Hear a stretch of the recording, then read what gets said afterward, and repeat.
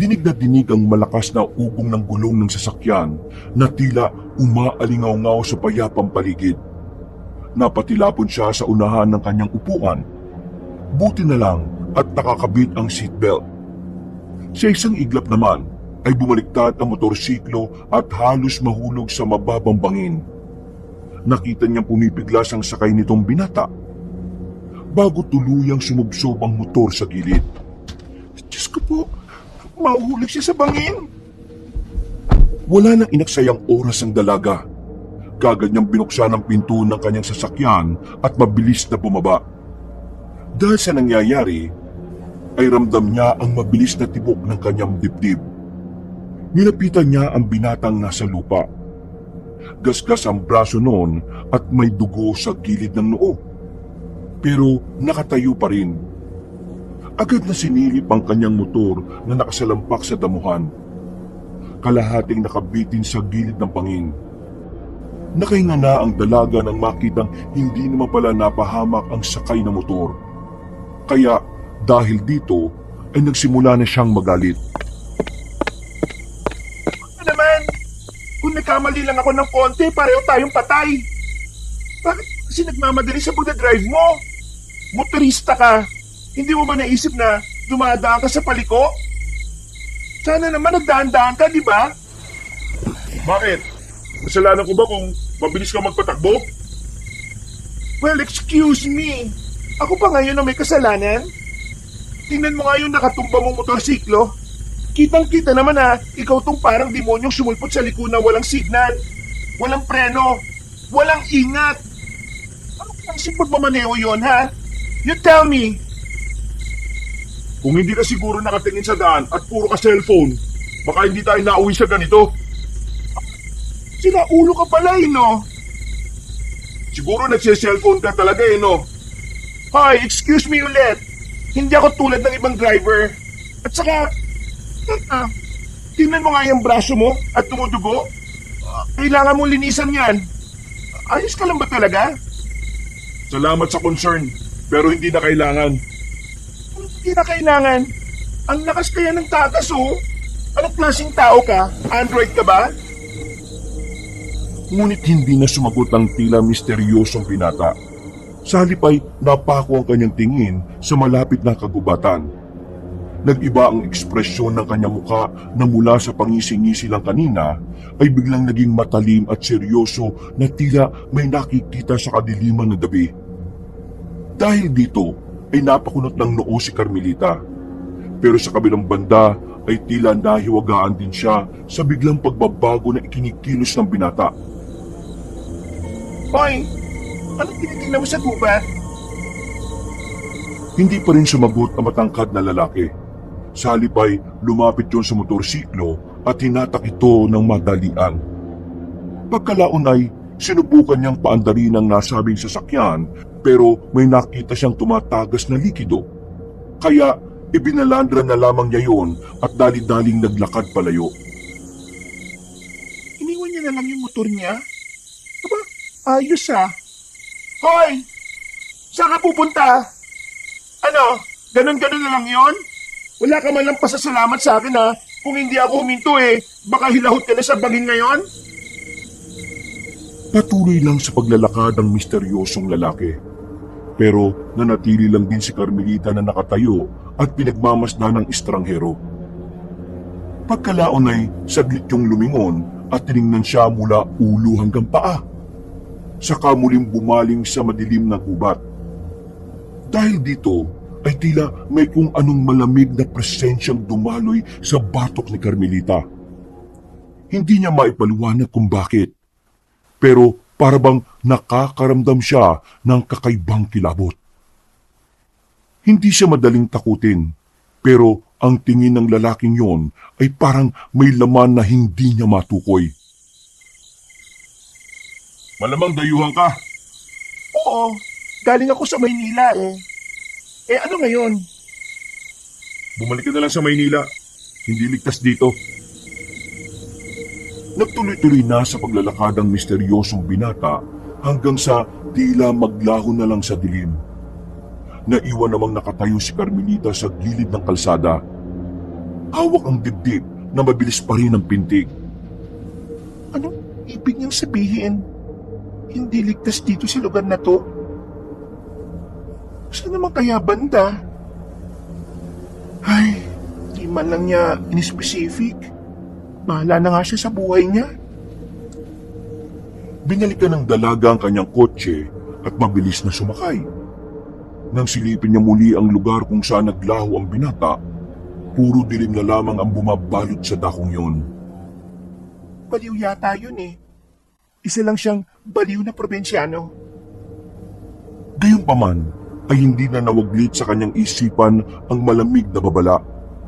At habang muling pinapandar ang kanyang sasakyan, ramdam niya ang bigat ng katahimikan.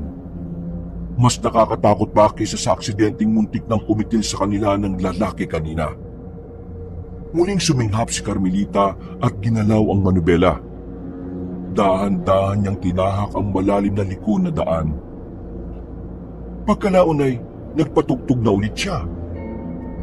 Tuloy ang buhay na parang walang nangyari. Hindi madaling matinag si Carmelita. Laking lungsod siya at sanay na sa matitinding sitwasyon. Sanay sa pakikipagsapalaran kahit nag-iisa. 2 taon din kasi siyang pumasok sa military kaya at kahit hindi natapos ay marami naman siyang natutunan na nagpatibay sa kanya sa pagharap ng hamon ng buhay. Hindi rin naman kasi malaki ang kanilang pamilya at maaga rin siyang naulila sa mga kaanak. At kaya ngayon ay siya na lang ang natitirang tagapagmana ng kanyang lola Camelia. Kung tutuusin, yun ang dahilan kung bakit narito siya ngayon. Dahil sa pamana. Ang bahay, ang lupa, at ang malawak na taniman sa nasabing probinsya. Habang lumalapit siya sa baryo, lalo niyang nararamdaman ang bigat ng paligid. Ang mga puno ay tila nakayuko. Ang mga kuliglig ay tila naglalabanan sa ingay. At ang hangin humahampas sa kanyang bintana ay may dalang malamig na hininga na parang may kasamang bulong. Dahil dito ay hinimas-himas niya ang rosaryong nakasabit sa rearview mirror saka nag-sign of the cross. Lord, alam ko pong ikaw ang magagabay sa akin sa lugar na ito. Pagdating niya mismo sa arko ng baryo, sinalubong siya ng mga ilaw mula sa iilang bahay na nakakalat sa gilid ng kalsada. Ngunit kakaiba.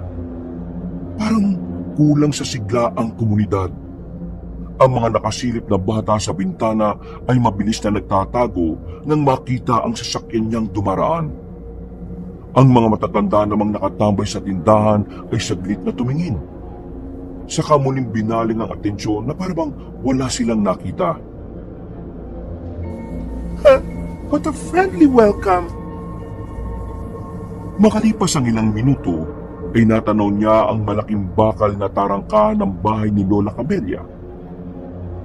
Bagamat madilim, agad na umagaw ng atensyon ang napakalaking istruktura.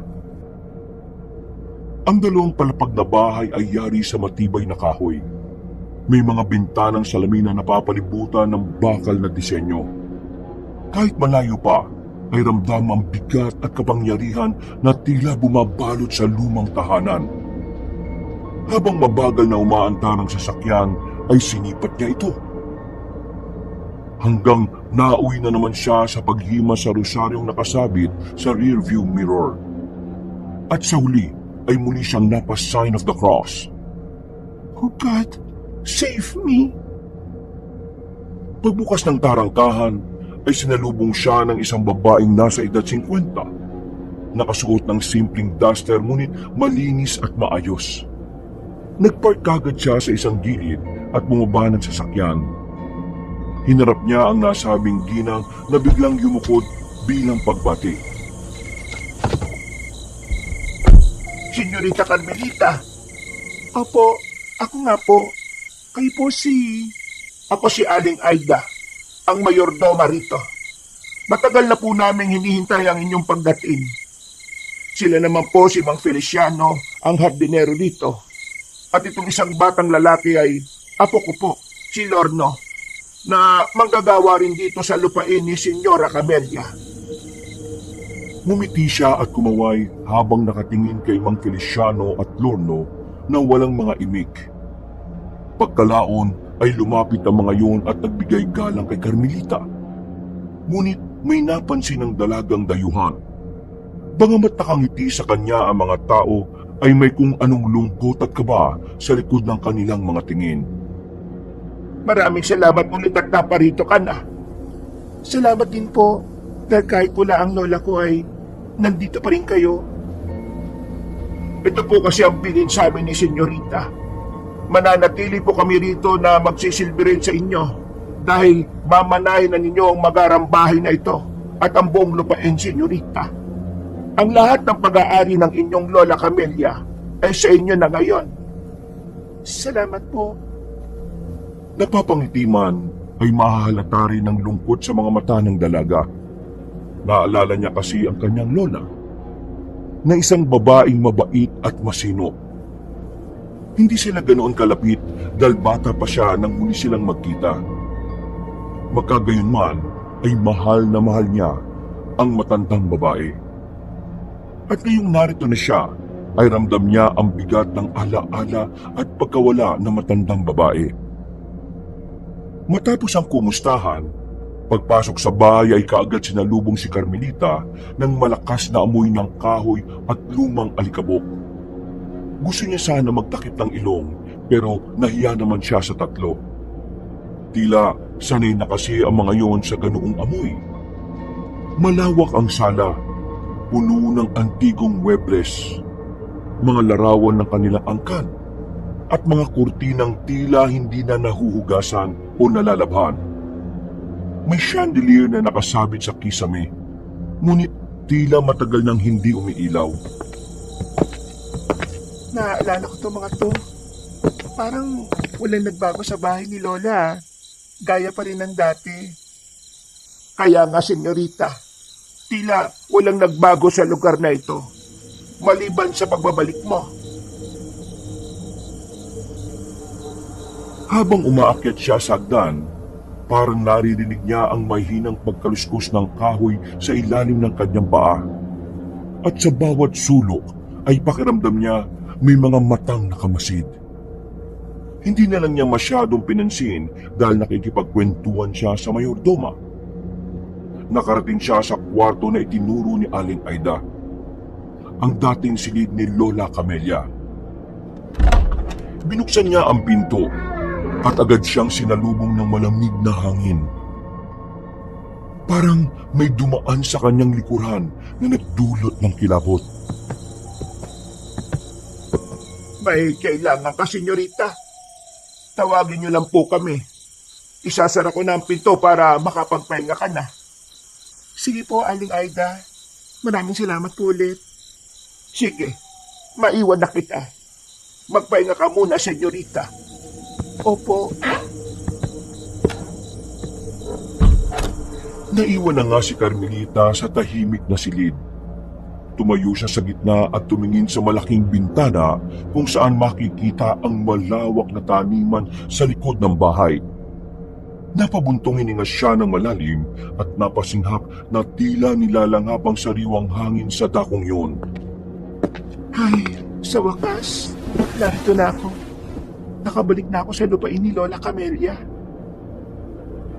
Habang ninanamnam ang sariwang paligid ay naagaw ang atensyon niya nang mapansin ng ilang tao mula sa hindi kalayuan. Nagpasampu ang mga yon at papunta sa kung saan tanga ng ilang sulok bilang liwanag sa dilim. Napakunot siya ng noo at nakaramdam ng kakaiba. Lalo na nang huminto ang nasa hulihan saka tumingin sa kanya. Pagngiti nun ay saka muling naglakad at hindi na siya pinansin. Anong problema nun? Ang creepy naman ng pagtawa niya. Saan kaya sila papunta ng ganitong oras? Bumalik ka na lang sa Maynila. Hindi ligtas dito. Hindi niya rin alam kung bakit bigla na lang sumagi sa isip niya ang mga sinabi ng estrangherong lalaki kanina.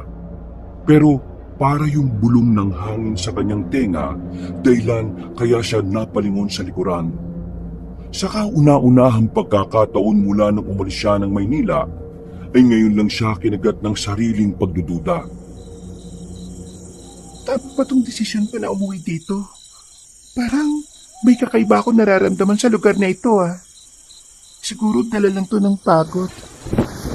Tama si Aling Aida. Kailangan ko muna magpahinga. Iniwan niyang nakabukas ang malaking bintana. Sinalampak niya ang sarili sa kama at saka ipinikit ang mga mata hanggang sa makatulog siya na mahimbing. Dala na matinding pagod ay tila inanod ang kanyang diwa sa kung saan.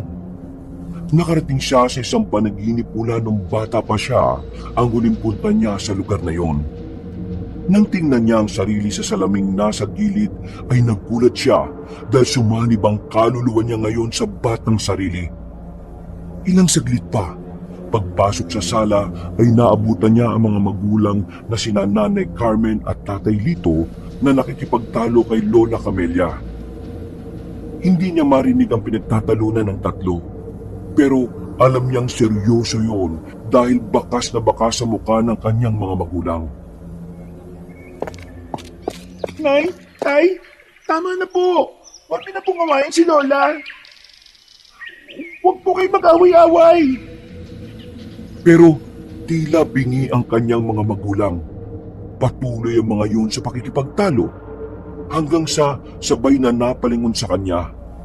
Nakita niyang nagsasalita ang tatay at nanay niya pero hindi niya marinig ang mga sinasabi. Pagkalaon ay hinatak na siya ng mga yun palabas ng bahay ni Lola Camelia. Nagpumigla siya dahil naawa siya sa matandang babae. Ayaw niyang umalis sa puder ng lola, pero ito ang paywatig ng kanyang mga magulang. Tay, huwag po tayong umalis. Huwag po nating iwan dito mag-isa si Lola. Parang awa niyo na po. Mamamatay si Lola rito kapag mag-isa lang siya. Pero katulad kanina ay tila bingi pa rin ang mga magulang ni Carmelita. Hinatak siya nito at nang nasa labas na sila ng magarang bahay ay muli niyang nilingon ang kinaroroonan ni Lola Camelia. Nanlaki ang mga mata niya nang makita si Aling Aida sa kanan ng matandang babae. Pero iba ang imahe ng ginang. Namumula ang mga mata nito na parang isang dyablo. Mas natakot si Carmelita nang makita niya ang malaki at maladyablong anino sa likuran ni Lola Camelia. Tila ba nilulukob nito ang matandang babae. Kaya nagpupumiglas siya sa mga magulang. Tay, huwag nating iwan si Lola. Mapamatay siya rito. May demonyo sa likuran niya. May demonyong gusto ko sa kanya. Nagsara ang pinto at kasunod nito ay umalingaw-ngawang sigaw ni Lola Camelia na tila nahihirapan. Dahil doon ay mas lalong naging bal si Carmelita. Kumawala siya sa mga magulang at tumakbo pabalik. Pagbalik niya sa malaking pinto ay nagimbal siya matapos sunggaban ng isang halimaw. Dito na napabalikwas ng bango ng dalaga. Pawis na pawis, kaya nabasa tuloy ang kanyang damit. Ano bang ibig sabihin ng panaginip na yun? Tumayo na lang siya at nagpunta sa kusina para kumuha ng tubig. Dito niya napansin na sobrang tahimik at nakakatakot ang buong bahay kapag ganung oras. Hindi naman siya matatakutin, pero nakakaramdam siya ng kilabot na parabang merong nagmamasid sa kanya mula sa kung saan. Nang pabalik na sa kwarto ay napadaan siya sa malawak na sala. Dito niya nakita ang lugar sa panaginip niya kung saan nakaupo noon si Lola Camelia. Napa-sign of the cross na lang ulit siya habang napapabuntong hininga. Pagkatapos ay bumalik na siya sa silid at sinikap na makatulog ng mahimbing. Kinabukasan, maaga siyang nagising. Hindi dahil sa alarm clock, kundi dahil sa ingay ng mga manok sa malawak na bakuran at ang tila walang tigil na pag-awit ng mga maya. Sanay si Carmelita na paggising niya ay kasabay ng ugong ng traffic at mga busina ng jeep sa Maynila. Ngayon ay tila ibang-iba ang mundong ginagalawan niya. Bukod sa payapa, tahimik ang lugar. Malamig, presko at puno ng mga tunog na parang himig na nag-aawitang kalikasan. Dahan-dahan siyang bumangon mula sa kama. Pagsilip sa malaking bintana, ay muling nasilayan ng dalaga ang malawak na lupain sa likod ng bahay. Ang tanim ay parang kargatan ng lunti ang mga halaman na umabot hanggang dulo ng kanyang paningin. Ngunit higit sa kagandahan ng katahimikan ay may kakaibang bigat ang tanawin yon. Parang may misteryong nakatago sa ilalim ng bawat punla. Habang pinagmamasdan ng mga nagtatrabaho sa taniman, ay muling sumagi ang nakita niya kagabi. Napansin niya kasi na parang ang mga dalang suluring kagabi ang mga nakita niya ngayon. Magandang umaga kahit hindi niyo ako naririnig. Tumalikod na siya at nag-ayos ng sarili bago lumabas ng silid. Pababa sa hagdanan ay sinalubong kagad siya ni Aling Aida na nakasuot na ng malinis na saya. May dalang tray ng pagkain ng mayordoma na may isang tasa na mainit na tsokolate at tinapay na bagong hurno. Magandang umaga, Senyorita Carmelita. Magandang umaga din, Aling Aida. Kunin mo to't inumin. Masarap tong tsokolate at tinapay na sariling bersyon ko sa paggawa. Talaga po? Maraming salamat po.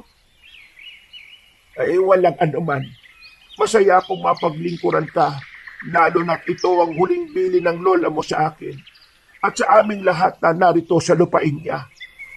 Talaga po? Nakakatuwa naman pong marinig yan.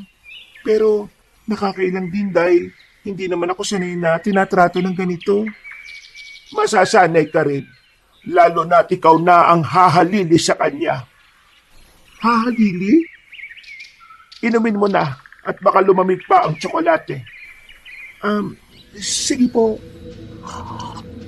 Umupo si Carmelita sa hapag at sinimulang tikman ng pagkain. Masarap, pero ramdam niyang parang may kakaiba sa lasa ng tsokolate. Mapait at tila may halong damo.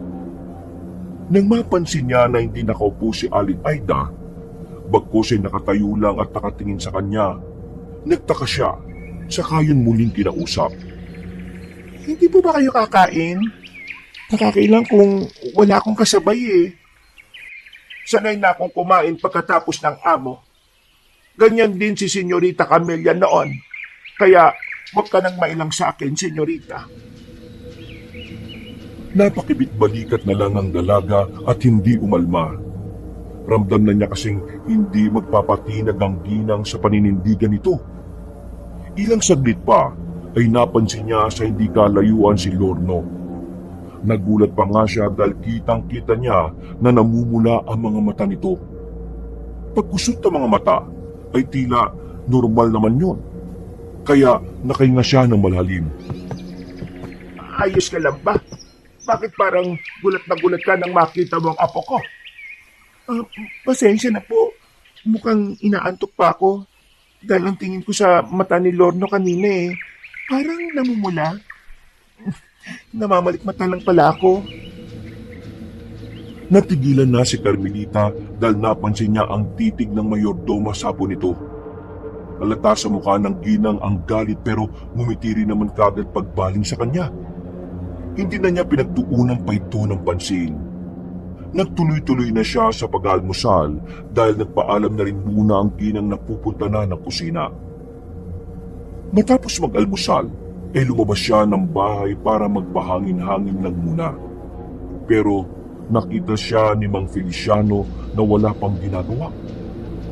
Lumapit ang Ginoo at inanyayahan siyang gumala sa paligid ng lupain. Sumang-ayong kagad ang dalaga dahil gusto niya rin talaga yun. Sakay ng lumang bukyo ay nilibot nga nila ang lupain ng namayapang Lola Camelia na mamanahin niya.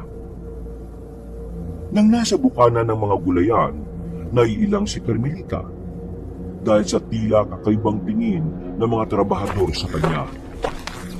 Mga Feliciano, kanya po ba talaga makatingin ng mga tao rito? Pagpasensya mo na at huwag mo na lang silang pansinin, senyorita. Ganyan talaga sila makatingin lalo na't alam nilang apo ka ni Doña Camelia. Kilala po nila akong lahat? Oo naman. Alam ng lahat dito kung sino ka. Kahit di ko pa nila nakikita. Paano po? Palagi po ba akong kinukwento ni Lola kahit sa mga trabador? Dahil sa amoy mo. Ho? Dahil sa ano? Basta, senyorita. Natutuwa kaming lahat na nagpunta ka rito. Kasi may hahalili na rin sa wakas kay Doña Camelia. Teka, kanina ko pa naririnig yung hahalili na yan. Ano ba yun? Magpunta na po tayo sa banda roon. Dahil mas maganda at maaliwalas ang tanawin. Hindi na nagawang makapagtanong ni Carmelita dahil nanahimik na lang bigla ang hardinero. At tinungo na nga nila ang mga puno ng mangga, nyog at kapihan. Mga bahagi rin ng taniman na tila bagong araro lamang. Ngunit walang tanim.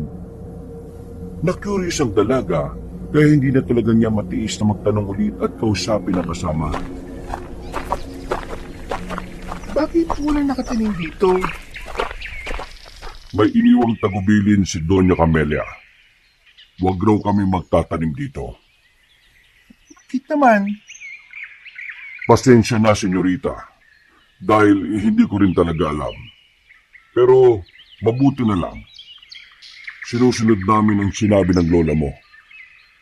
Mabuti pa at bumalik na tayo. May kailangan na rin kasi akong gawin sa hardin. Sige po. Salamat sa paglilibot sa akin. Habang pabalik sila, sa tuwing may makakasalubong na tauhan ay tila mas lalong naiilang si Carmelita. Ang ilan din sa mga yon ay parabang nagkikislapan ng mga mata sa paningin niya. Sinarili na lamang niya ang tungkol dito dahil baka guni-guni niya lang. Gawa ng naninibago sa nasabing lugar. Mabilis na lumipas ang oras, araw at linggo. Habang tumatagal ang dalaga sa lugar na iyon, ay marami siyang napapansing kakaiba.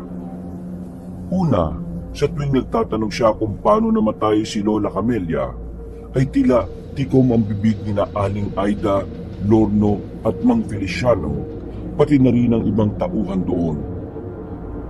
Pangalawa, ay makailang beses na niyang napapansin na tila ba palaging may nakatingin sa kanya mula sa kung saan, lalo na kapag nasa loob ng magarang bahay. Sa kwarto, sa kusina, sa banyo, at sa kung saan-saan. Palagi na lang niyang nararamdaman ng ganun. At ang pinaka-creepy sa lahat ay ang ikinikilos ng mga tauhan sa taniman. Sa tuwing makikita siya ng mga yon, ay parabang may makahulugang ngiti na binabato sa kanya. Hindi niya alam kung bakit pero kakaiba ang pakiramdam niya. Parabang ginigisa siya sa sarili niyang mantika kahit wala naman silang ginagawa, kundi ngumiti lang. Martes. Pagkatapos ng tanghalian, ay nagpahinga muna si Carmelita sa kanyang silid. Nakatulog siya ng mahimbing at nagising lang dahil may narinig siyang kaluskos. Pagbangon ay nakarinig siya ng mga yabag na tumatakbo papunta sa banyo. Malawak kasi ang banyo ng silid na tinutuluyan niya at meron itong 2 pinto sa bawat dulo. Naglakad siya ng marahan papunta sa pinakamalapit na pinto at dahan-dahang sumilip sa loob. Wala siyang nakita, pero narinig niyang tumakbo palabas sa kabilang pinto ang kung sino mang naroon. May tao ba dyan? Pagkalabas ng kwarto, ay tumambad na nga sa kanyang paningin ang nakakatakot na nilalang. Hindi niya masyadong nakita ang kabuuan dahil nakatago yun sa sulok ng pintuan, kung saan medyo madilim. Ang tanging naaninag niya lang ay ang namumula nitong mga mata at ang mahahaba nitong pangil. Umangil yun kaya napasigaw siya at sa unang pagkakataon ay nakaramdamang dalaga ng takot. Dahil dito ay dali-daling nagtungo si Aling Aida. Pagbukas niya ng pinto ay nasa sulok na ang dalaga na takot na takot.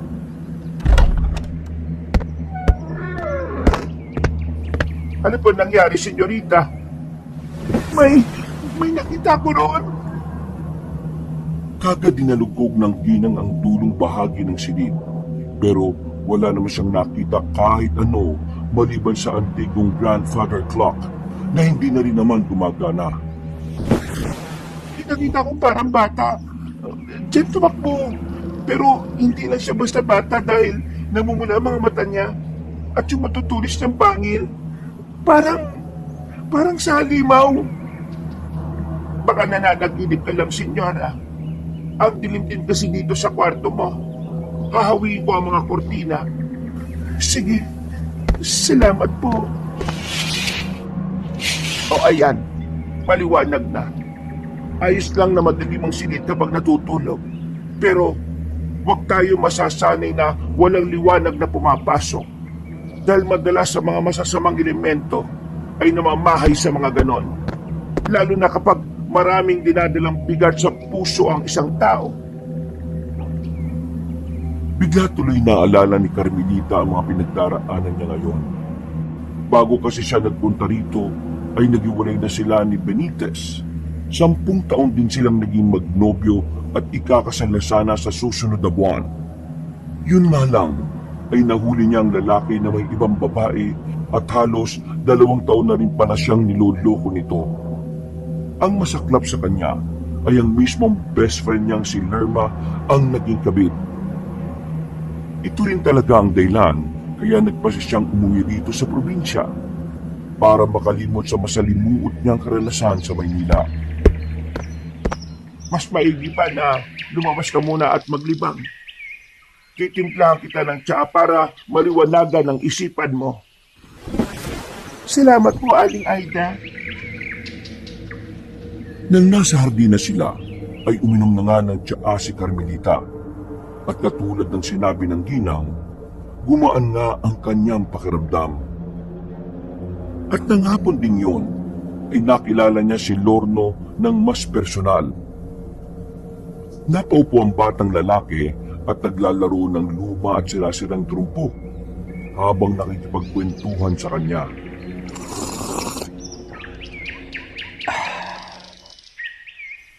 Ilang taong ka na? 13 po. Hindi ka ba nag-aaral? Dati po, pero simula nang dito na ako nakatira, si Lola Aida na lang po nagtuturo sa akin.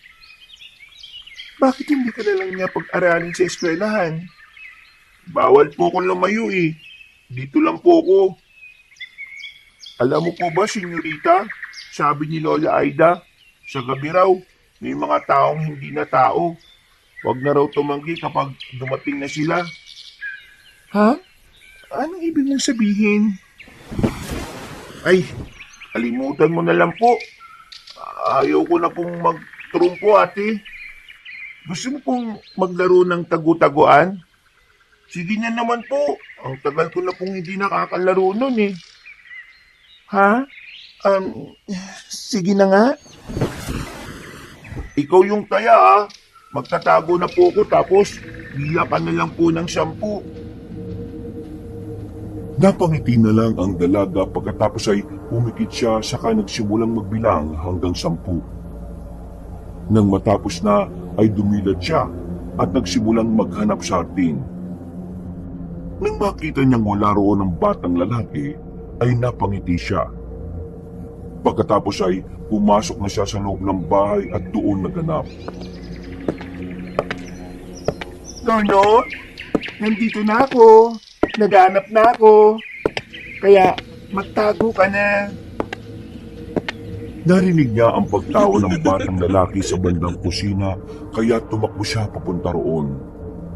Nang wala ay lumusot siya sa dirty kitchen. Hanggang sa may narinig siyang yabag na tumakbo papunta sa kabilang dulo. Huli ka! Pagtingin ay wala siyang nakita kundi nakabukas na pintuan, pababa sa storage room. Lumapit siya roon at tuminto sa harap. Nag-alangan kasi siya at naisip na hindi naman bababa si Lorno roon. Pero bago tumalikod ay nakarinig na siya ng kaluskos. Dahil tuloy doon ay nagdire-diretso na siya pababa. Binuksan niya ang ilaw pero hindi naman gumagana. Kaya ang flashlight na lang ng cellphone ang ginamit niya. Dala niya pa rin ito kahit hindi masyadong nagagamit dahil sobrang napakahina ng signal sa lugar. Lorno, nandito na ako. Kaunti na lang mahuhuli na kita. Natigilan siya na maglaglaga ng ilang gamit sa bandang likuran. Pagtapat ng ilaw doon ay meron siyang naaninag na imahe sa pinakadulo. Huli ka na!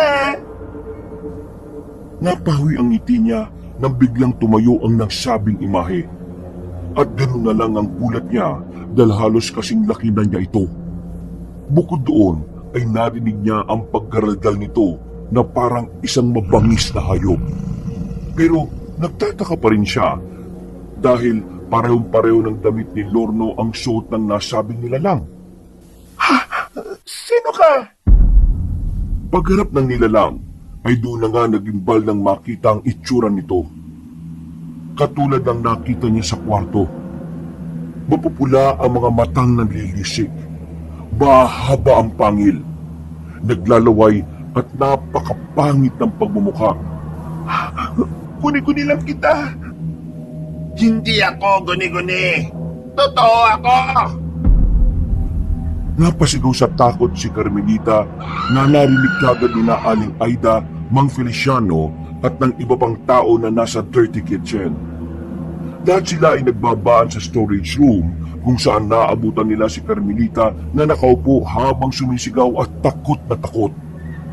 Binuksan kagad ni Mang Feliciano ang ilaw at nang lumiwanag mula sa kabilang parte ng silid ay nakita nila si Lorno na gumagapang patago. Ano nangyayari rito, Lorna? Bakit sumisigaw si senyorita at takot na takot? Di ko po alam. Nagtatago-taguan lang po kami tapos narinig ko na lang pong sumisigaw si ate. Kaya gumapong po ko rito sa sulok. Natakot din po ko eh. Ayos ka lang ba, senyorita Carmelita?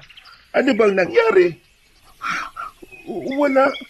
Guni-guni ko lang siguro yon. Pasensya na kayo sa akin. Huwag mong alalahanin yon. Halika't ihatid na muna kita sa kwarto mo. Lorna, umakyat ka na rin at makayos ka ng sarili mo. Tingnan mo ang damit mo. Nadumihan mo na naman ang gusto. Nang magkatinginan si Carmelita at Lorno ay tila pasimpleng tumawa ang batang lalaki. Bago maunang umakyat palabas ng storage room, naiwang naguguluhan ng dalaga dahil hindi rin niya masabi kung guni-guni ba ang nakita kanina o totoo. Pero pakiramdam niya talaga ay si Lorno ang halimaw na nakita niya. Itinago na lang muna niya sa sarili ang tungkol dito. Pagsapit ng gabi, pagkatapos nilang kumain ay medyo hindi pa rin mapakali si Carmelita. Hindi pa rin kasi maalis sa utak niya ang nakita kanina na 2 beses pa nangyari. Dahil dito ay nagtungo siya sa silid ng yumaong lola.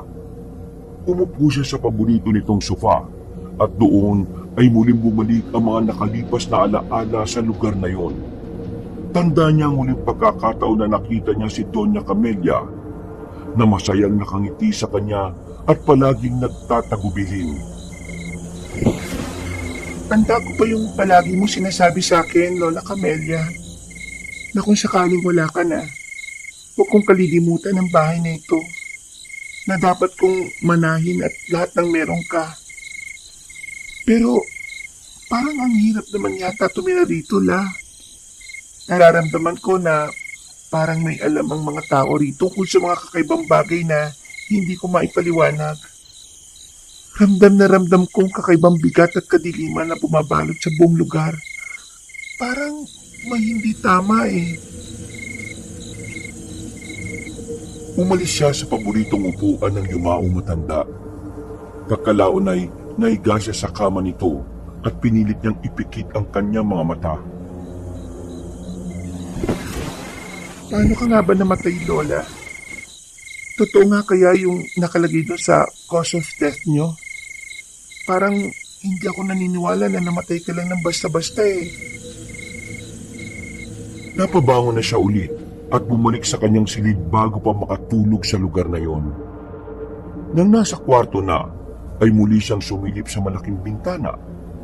Nakita na naman niya ang ilang kalalakihang may sulok.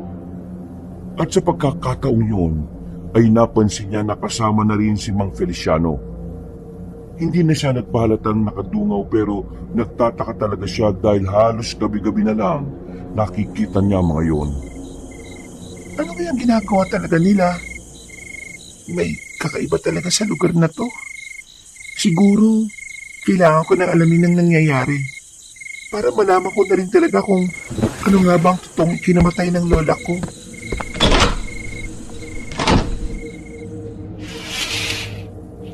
Isinara na niya ang bintana at hinawi pa loob ang kortina. Pagkatapos ay sinikap niyang makatulog. Pero hindi madalaw-dalaw ng antok si Carmelita. Kahit nakapikit na, pakiramdam niya ay may matang nakamasid na naman sa bawat sulok ng kwarto. Binuksan niya ang ilaw at eksaktong napatingin sa lumang grandfather clock na nasa pinakasulok. Naalala niyang bigla ang tungkol sa nilalang na nakita roon. Kaya may kung anong pumasok sa utak niya. 2 beses ko nakita ang halimaw na yun. Tapos, palaging may nakatingin sa akin kahit saan ako magpunta. Hindi kaya may sikretong isilid dito sa bahay si Lola? Lumapit siya sa lumang orasan. Nang hahawakan na niya ito, ay nakarinig siya ng malakas na kalabog. Pagkatapos ay mayroong humuni mula sa labas ng bintana. Para itong mahinang iyak ng bata na umahalo sa hampas ng hangin. Nagmadali siyang lumapit doon at tumawak sa kortina sa kamarahang sumilip. Nakakita siya ng tila malaking ibon na lumilipad palayo. Dahil sa takot ay hinawi niya ulit paloob ang kortina. At habang lumalalim ang gabi ay tila mas tumitindi ang mga kakaibang pangyayari sa bahay ni Lola Camelia. Walang ano-ano ay nakarinig naman siya ng malakas na kalabog na pagkatok sa pinto ng kanyang silid. Sino yan? Aling Aida? Mang Feliciano? Lorno? Nakailang beses pang naulit ang malalakas na pagkalabog bago nawala ng tuluyan. Hindi na tuloy talaga dinalaw ng antok ang dalaga. Aligagang aligagha siya at hindi na makampante hanggang muli siyang mapatingin sa lumang grandfather clock. Doon na nabuo ang desisyon niyang lumapit dito at hindi nga siya nagkamali sa kanina pang iniisip. Meron siyang nakitang tila maliit na siwang doon. Tinulak niya ang malaking orasan hanggang sa makita ang maliit at sikretong lagusan.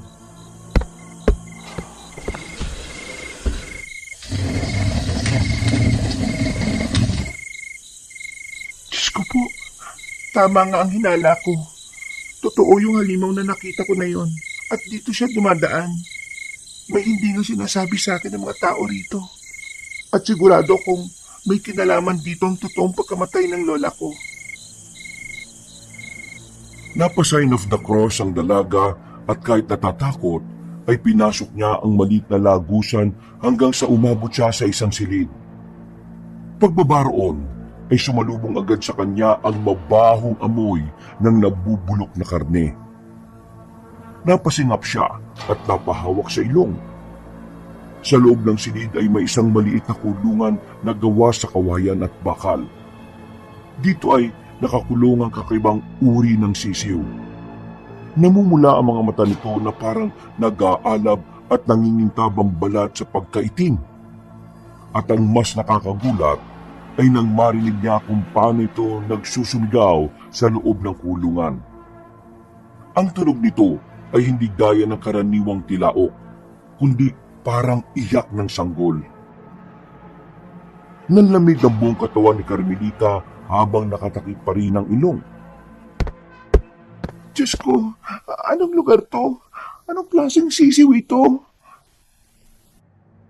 Naglibot pa siya ng tingin hanggang sa makita ang isa pang pinto. Pumasok siya roon at mas lalong nagulat nang makita ang mesa sa gitna ng nasabing silid. Naroon ang isang lumang aklat na nakabukas, puno ng mga larawan ng katawan ng tao. May guhit kung saan puputulin o babalatan. Sa tabi nito ay may grapo ng dugo at pinatuyong laman. Hindi na niya masigmura pa ang mga nakikita niya, kaya naman kamuntikan na siyang masuka. Lalapit pa sana siya roon para mas makita ang iba pang detalye, pero nakarinig na siya ng mabibigat na yabag ng paa. Nagtago siya sa pinakasulok sa sobrang taranta hanggang sa makita nga sina Aling Aida at Mang Feliciano. Anong ginagawa nila rito? Aida, nahuli ko na naman ang apo mo. Mabuti na lang at nakagawa ko ng paraan para malihis ng direksyon ng senyorita. Ilang beses na kitang sinabihan na bantay mong mabuti si Lorno. Alam mo naman na hindi ko mapigilan ng batang yon. Gustong gusto niya talagang matikman. Itali mo muna siya o ikulong hanggat hindi pa natutupad ang misyon natin. Alam ko naman yon, Feliciano. Pero hindi ko pwedeng gawin ang gusto mo. Baka kapag ginawa ko yon, ay lalong magwala ang batang yon. Baka mas lalo lang tayong mabuko sa paglipas ng mga araw. Kung ganon, pagsabihan mo siya at isiksik mo sa kokote niya ang mga dapat niyang maintindihan. Matagal na panahon din ang hinintay natin bago mapapayag na umuwi rito si Senyorita Carmelita. Hindi niya pwedeng sirain ang mga nakatakda na. Hindi naman nagsakripisyo si Doña Camelia sa gutom para lang hindi matupad ang mga gusto niya. Kailangan nating maipasa ang itim na sisiw. Anong ibig nilang sabihin? Kanino nila ipapasa ang itim na sisiw na yon? Habang nakikinig, ay napalingon si Carmelita sa silid na kinaroroonan ng kulungan, kung saan naroon ang sinasabing mahiwagang sisiw. At nang bumaling siya ulit sa mga kasambahay, ay nagulat siya sa mga sumunod na narinig. Manahimik ka na muna. May ibang tao rito sa kwarto. Napalingon ng dalawa sa kinaroroonan ni Carmelita. Mabuti na lang ay nakatakbo na kagad ang dalaga pabalik sa kanyang silid. Dali-dali niyang hinarang ang grandfather clock at sinigurong hindi yun may tutulak na manggagaling sa lagusan. Habang nasa kama, ay pinagnilay-nilayan niya ang mga narinig na pinag-usapan ni Aling Aida at Mang Feliciano. Alam niyang may masamang pakahulugan ng mga yon. Wala siyang maintindihan. Napayakap na lang siya sa kanyang sarili habang nanginginig ang kalamnan sa takot. Bukod kasi sa mga narinig, sumasagi rin sa isipan niya ang tila mahiwagang itim na sisiw. Ano ba talaga ang meron sa lugar na ito? Ano yung sinasabi ni Mang Feliciano na namatay ang lola ko dahil sa gutom? Ginutom nila ang lola ko?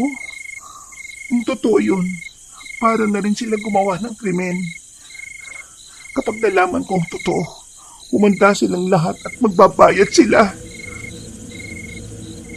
Siniguro niyang walang makakapasok sa kwarto at pinilit niyang hindi matulog dahil sa takot na baka meron na namang dumalaw na nakakatakot na nilalang. Subalit sa uli ay hindi niya natakasan ng karimlan. Unti-unti na siyang dinalaw ng antok hanggang sa makatulog. Ilang saglit pa ay napabalikwas siya ng bangon. Naramdaman niya kasing may kung ano o sinong gumagapang sa ilalim ng kama. Takot siyang napasandal pero umandar pa rin ang kanyang kuryosidad. Kahit natatakot ay dahan-dahan niyang sinilip ang ilalim at ganoon na lang ang gulat niya nang makitang itim na sisiw na may namumulang mga mata. Nang magtama ang mga mata nila ay para siyang napatanga sa kawalan. Pagkatapos ay bigla siyang sinunggapan ng itim na sisiw.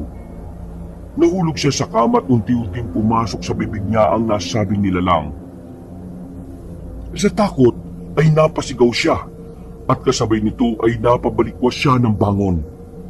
Pawis na naman siya habang mabilis na kumakalabog ang dibdib niya. Sa kanya lang din napansin na umaga na pala dahil nakikita niya ang sinag ng araw na tumatakbo sa kurtina.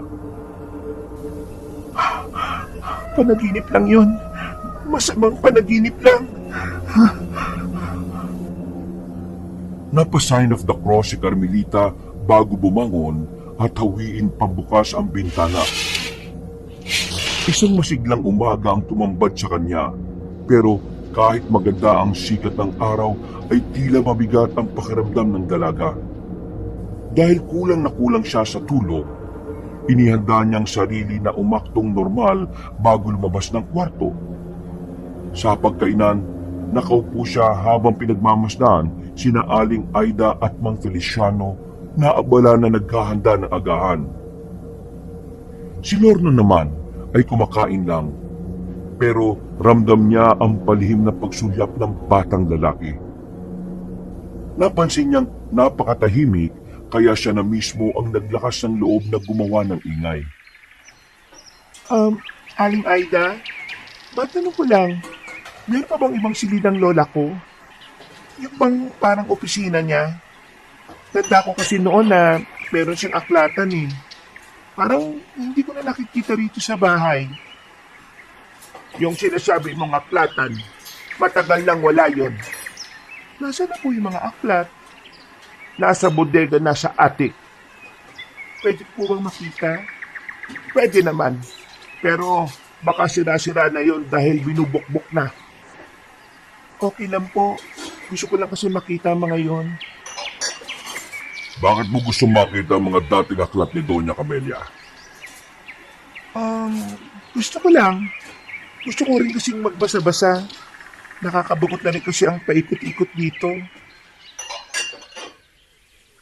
Hindi po akong sumama. Pasensya na, Lorno. Gusto ko muna kasi mapag-isa ngayon eh. Sa susunod na lang. Wala nang nagawa ang tatlong kasambahay, kundi ang manahimik ulit. Pagkatapos mag-almusal, ay mag-isa na ngang nagpunta si Carmelita sa attic. Binusisi niya ang mga lumang aklat ng yumaong lola hanggang sa meron siyang makitang ikinatuwa niya. Naalala niya kasi noon na merong journal si Lola Camelia at binabasa ito sa kanya bago matulog. Sabi ko na nga ba, at makikita kita rito. Kami lang ni Lola ang nakakaalam sa journal na ito eh, kaya sigurado akong hindi pa ito nakikita ng ibang tao dito sa bahay. Pinagpagan niya muna ang journal bago buksan. Habang binabasa ay inalala niya ulit ang mga panahong kasama niya ang pinakamamahal na lola. Medyo mangiyak-ngiyak pa siya sa mga unang pahina. Subalit napawi ang mga luha na yon pagdating niya sa bandang kalagitnaan. Nagulat siya dahil mas marami na ang nakakatakot na simbolo kaysa sa sulat. Napakunot siya ng noo habang napapahawak sa dibdib. May kakaiba kasi siyang nararamdaman habang pinagmamasdan ng mga naturang simbolo. Ano itong mga simbolo na to? Anong ibig sabihin nito at bakit to sinulat dito ni Lola? Paglipat ng pahina ay muli siyang nakakita ng sulat, pero hindi na to kasing ayos sa mga nauna. Umupo siya habang nakahawak pa rin sa dibdib. Mas lalo lang kasing kumabog ang kanyang dibdib dahil sa kakaibang kutob. Para makaligtas ako sa karamdaman, pumayag ako sa kagustuhan nila. Nilunod ko ang itim na sisiw dahil gagaling daw ako kapag ginawa ko yun. Gumaling nga ako pero kapalit naman ng mga to ay ang pagkauho ko sa sariwang dugo at kanin ng tao. Niloloko nila ako. Saka ko lang nalaman na galing pala sa kadiliman ng itim na sisiw. Ngayon ay mamamatay lang ako sa dalawang bagay. Kapag tumigil ako sa pagkain ng sariwang dugo at karne o kung isasalin ko ang itim na sisiw. Pero mas pinili ko ang nauna para kusa na lang lumabas sa katawan ko ang sumpa. Naalala tuloy ng dalagang itim na sisiw na nakita niyang nakakulong sa sikretong silid. Napagtagni-tagni niya ang mga ito, maging ang pag-uusap ni na Aling Aida at Mang Feliciano.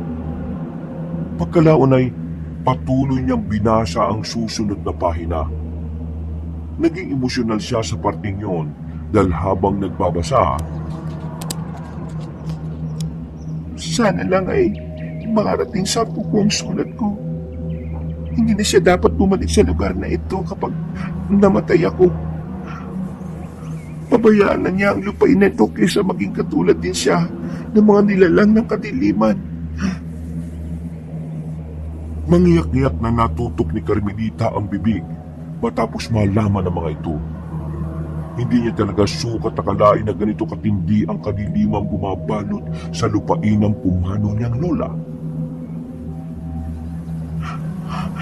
Kung ganon, hindi nga totoong namatay ang lola ko dahil sa pagkadulas. Namatay siya sa gutom at mas pinili niyang hindi na kumain ng sariwang dugot karni ng tao. Aswang si Aling Aida at Mang Feliciano, pati ang apo nilang si Lorno. Siya ang aswang na nakita ko ng 2 beses at balak nilang ilipat sa akin ang itim na sisiw na yon. Diyos ko po. Gulong-gulo ang isip ni Carmelita nang bumaba sa atik. Para makahinga ng maluwag, ay lumabas siya ng bahay at naglakad-lakad sa paligid ng taniman. Hindi siya nagpakita sa mga tao dahil natatakot siya kung sino na nga ba ang dapat pagkatiwalaan sa lugar na yon.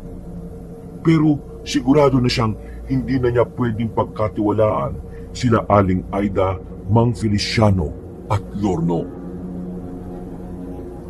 At dahil sa lalim ng kanyang iniisip, ay hindi niya nabanayang malayo na pala siya sa parte ng taniman. Sa matatayong na maisan, nakita niyang isang mayabong na puno at doon siya nag-isip-isip hanggang sa nakaidlip pala siya at nagising siya ng bandang 2:00 ng hapon.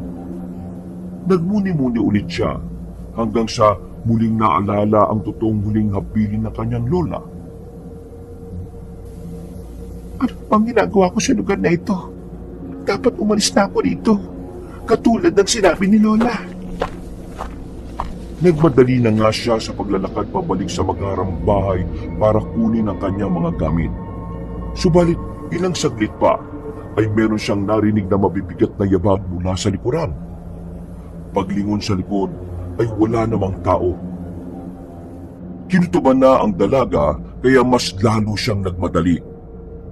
Patakbo ang ginawa niya hanggang sa may nahagip siya ng tingin sa bandang kanan. Pagkalaon ay unti-unti na yung lumantad. Isang nilalang na hindi niya akalaing totoo. Namukaan niya ang nasabing lalaki dahil isa to sa mga trabahador sa taniman. Pero kakaiba ang mukha ng Ginoo na kinilalang si Mang Gastor. May itim-itim na ugat sa liig nito, pati sa magkabilang sentido.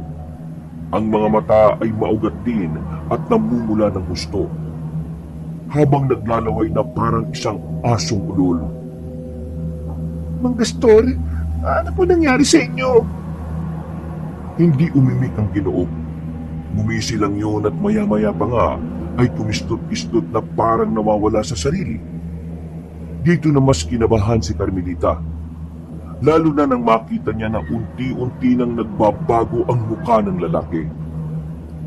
Habang pinagmamasdan, ay patuloy siya sa paglalakad na mabilis. Pero tila walang katapusan ang tinatahak niyang maisan.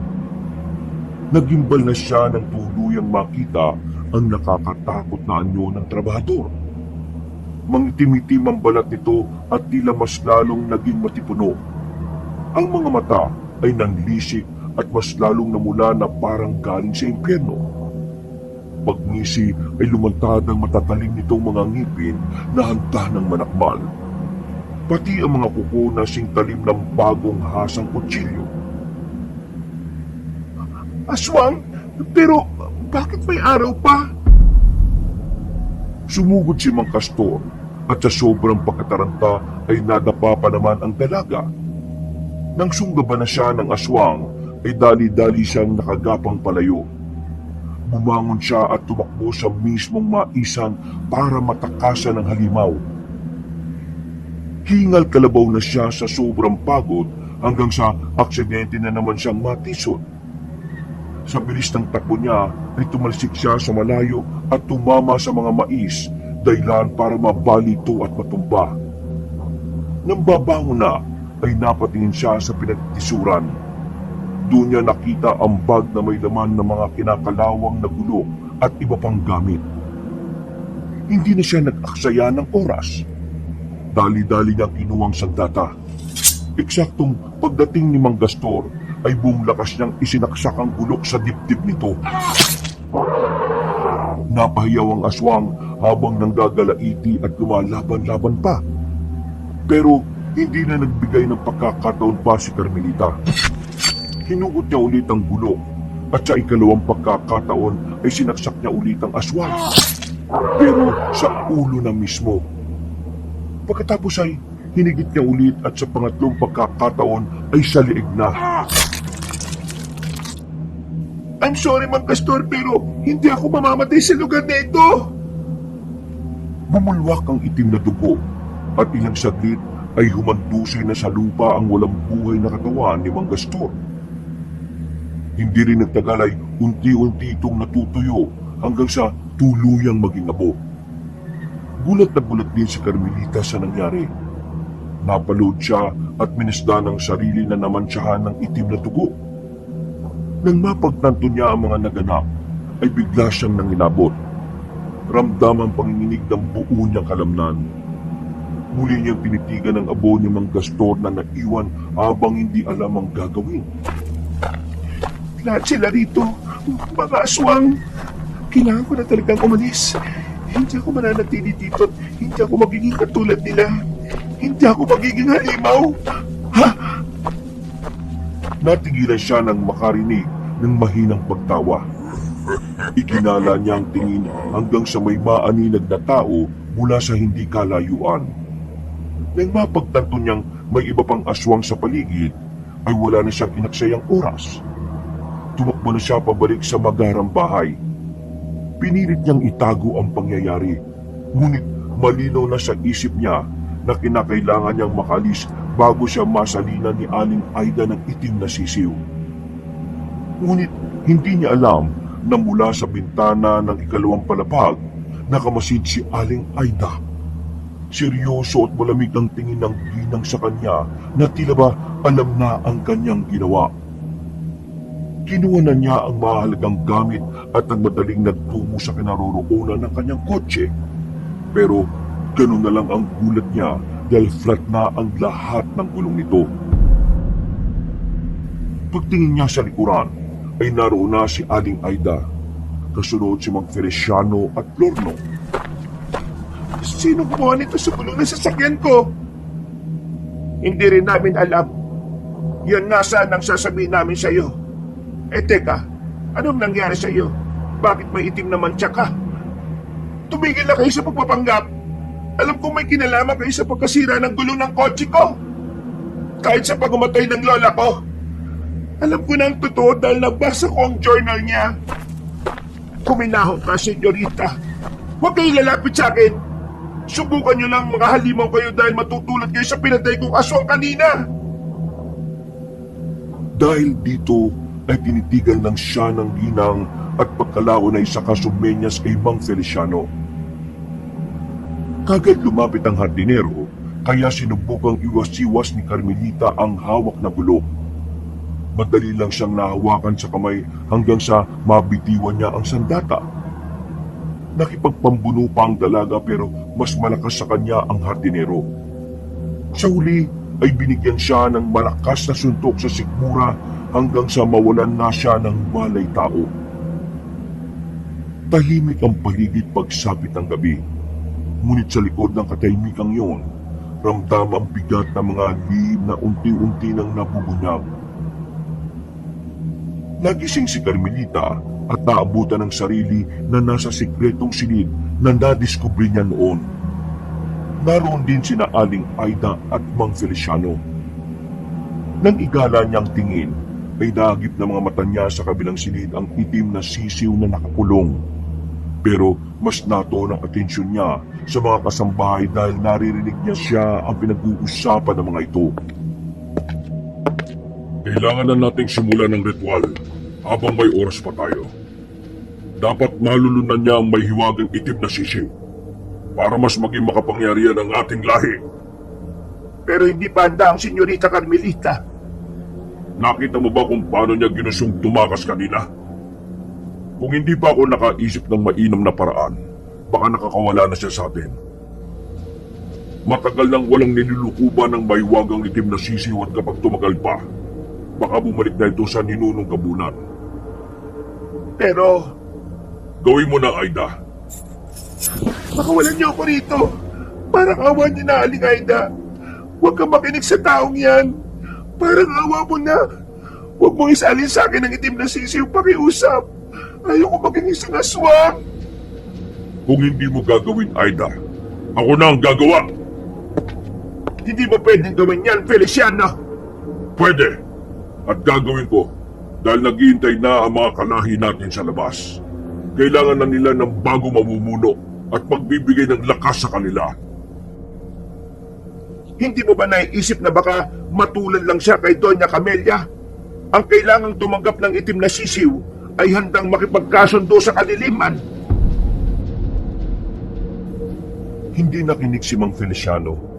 Nagdire-diretso na siya sa kanyang silid para kunin ang maywagang itim na sisiw. Nagkakawag naman si Carmelita at nagmamakaawa ng gusto kay Aling Aida hanggang sa tila mahabagang mayordoma. Dali-dali niyang kinalaga ng dalaga at nang matapos ay eksakto naman na nakabalik na si Mang Feliciano. Dahil dito ay nagalit ang hardinero at napaangil.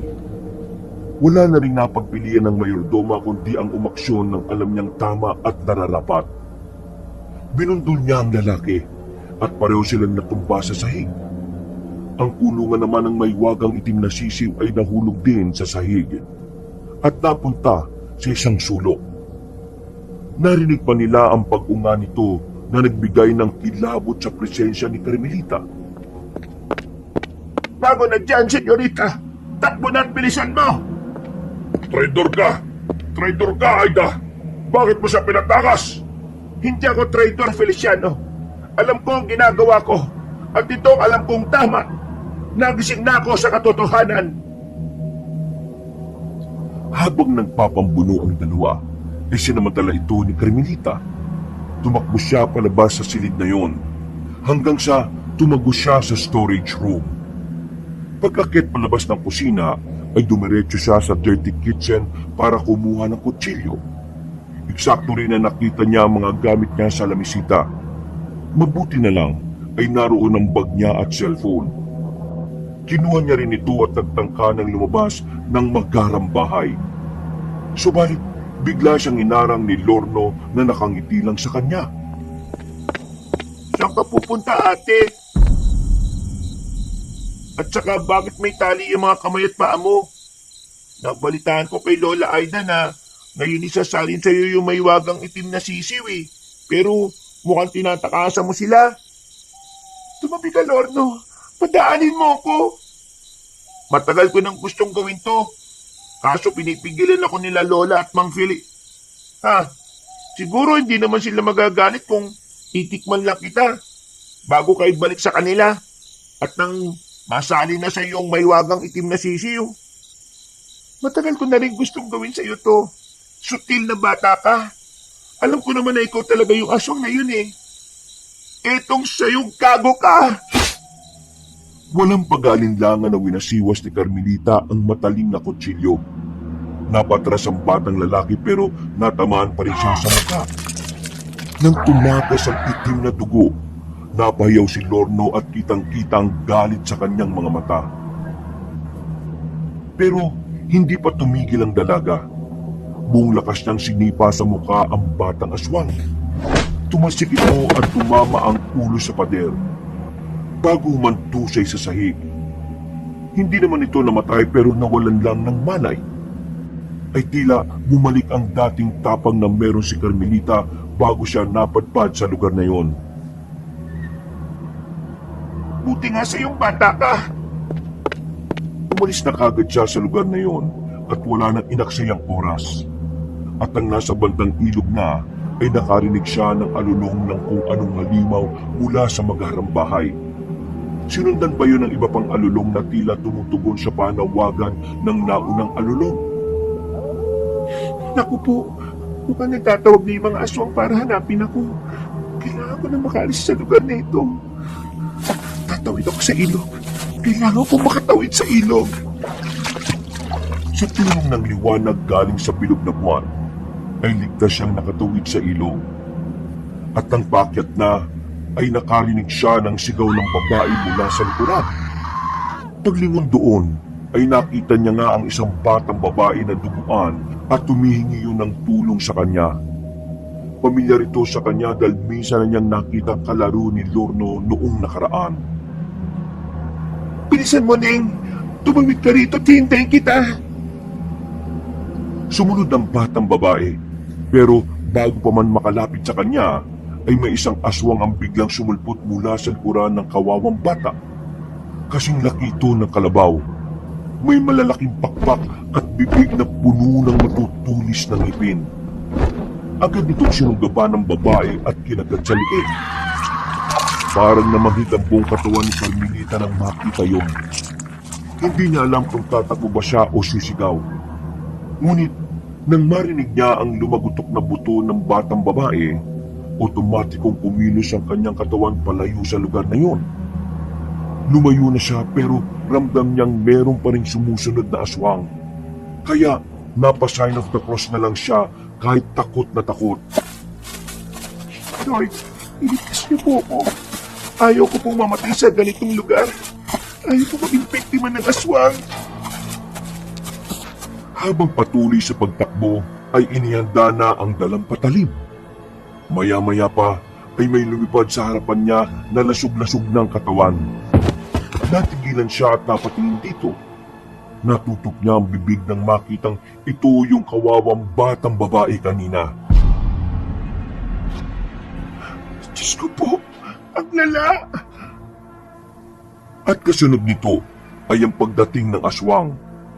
Tungtuwa ito at tila hindi pa nakontento sa kinain na batang babae. Dahil sa galit ni Carmelita sa nangyari, ay walang pag-aalinlangan siyang sumugod sa halimaw.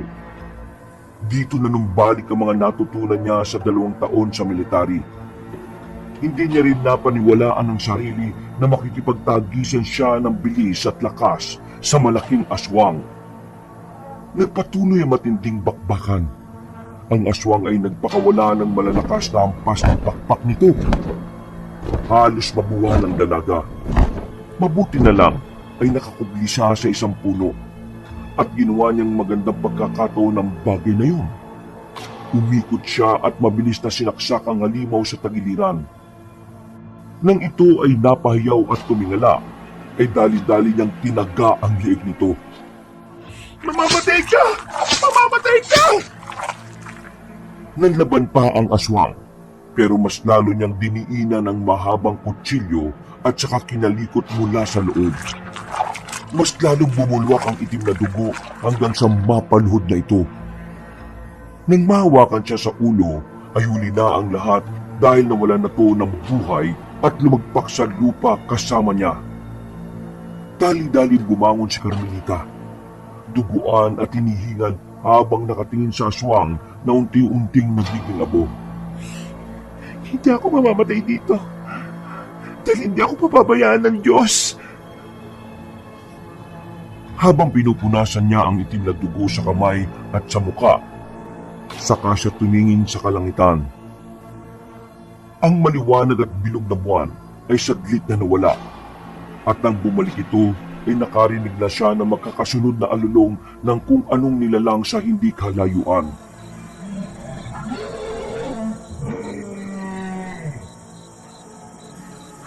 Diyos ko po, halos lahat yata ng mga naroon ay aswang na rin. Kailangan ko na magmadaling makahanap ng ligtas na lugar. Anong gagawin ko? Saan ako pupunta?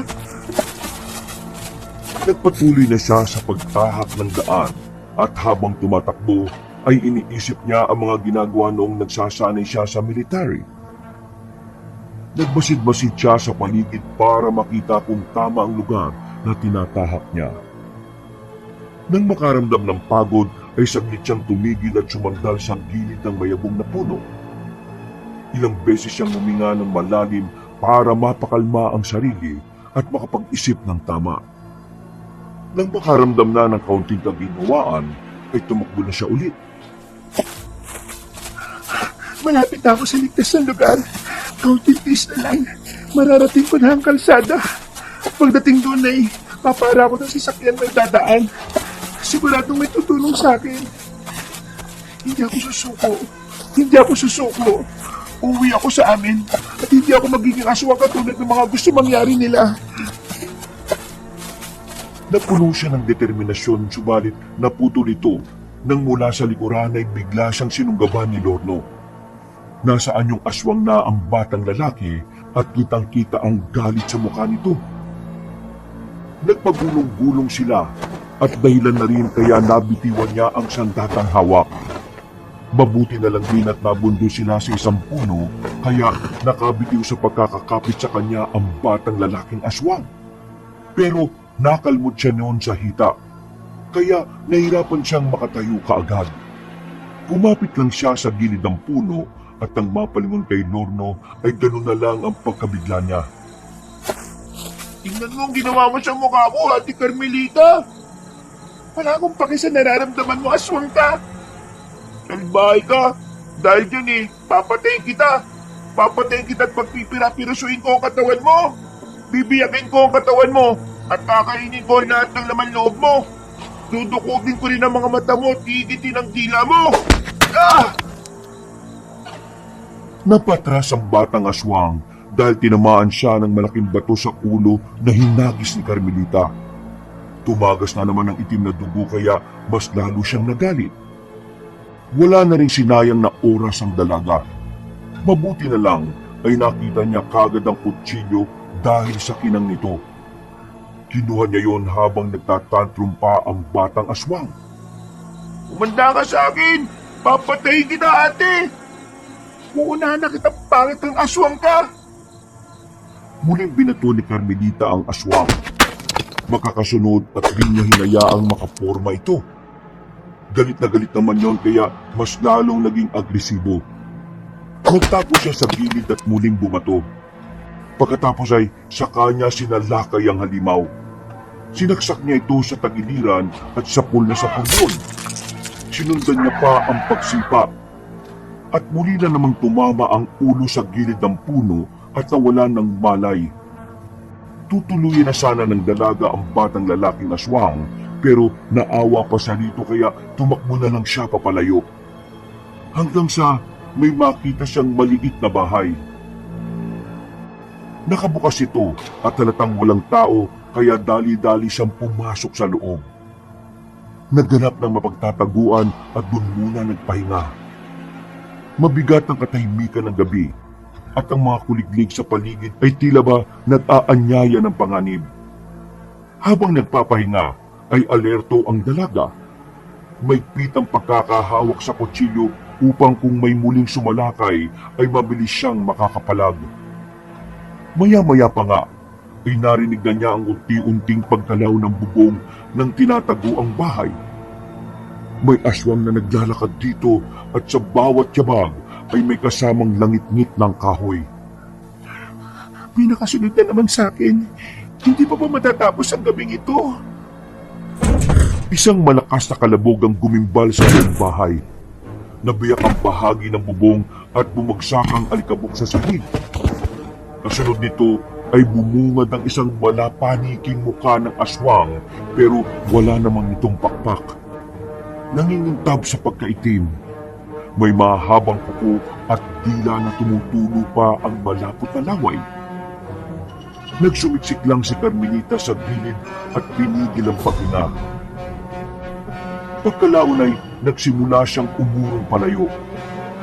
Maingat at tahimik ang paggalaw niya upang hindi maramdaman ang nagngangalit na aswang. Sumingap-singap ang halimaw sa hangin hanggang sa mapagawi na ang tingin niya sa kanya. Nang magtama ang mga mata nila, ay biglang sumilay ang ngiti noon sa labi. Mas talong naglaway sa pag-asang muling makakatikim ng sariwang dugo at karne ng tao. Mabilis na umatake ang aswang na tila ba nag-dive papunta kay Carmelita. Ngunit nakalipat ang dalaga sa ilalim ng mesa. Nang dumaan ito, ay buong lakas niyang sinaksak sa tagiliran gamit ang sandata ang aswang. Napasigaw ang aswang nang bumagsak sa sahig. Pero bumangon din kaagad. Umagos ang itim na dugo at umalingasaw ang amoy na nabubulok na karne. Nang muli itong sumalakay, ay buong puwersang itinulak ng dalaga ang lamesa. Dinikdik niya ang kalaban at ang makorna rito ay sa kanya inigaya ng maraming beses na saksak sa iba't ibang bahagi ng katawan. Sige, akala mo mapapatay mo ako dito? Hindi! Ikaw ang mamamatay!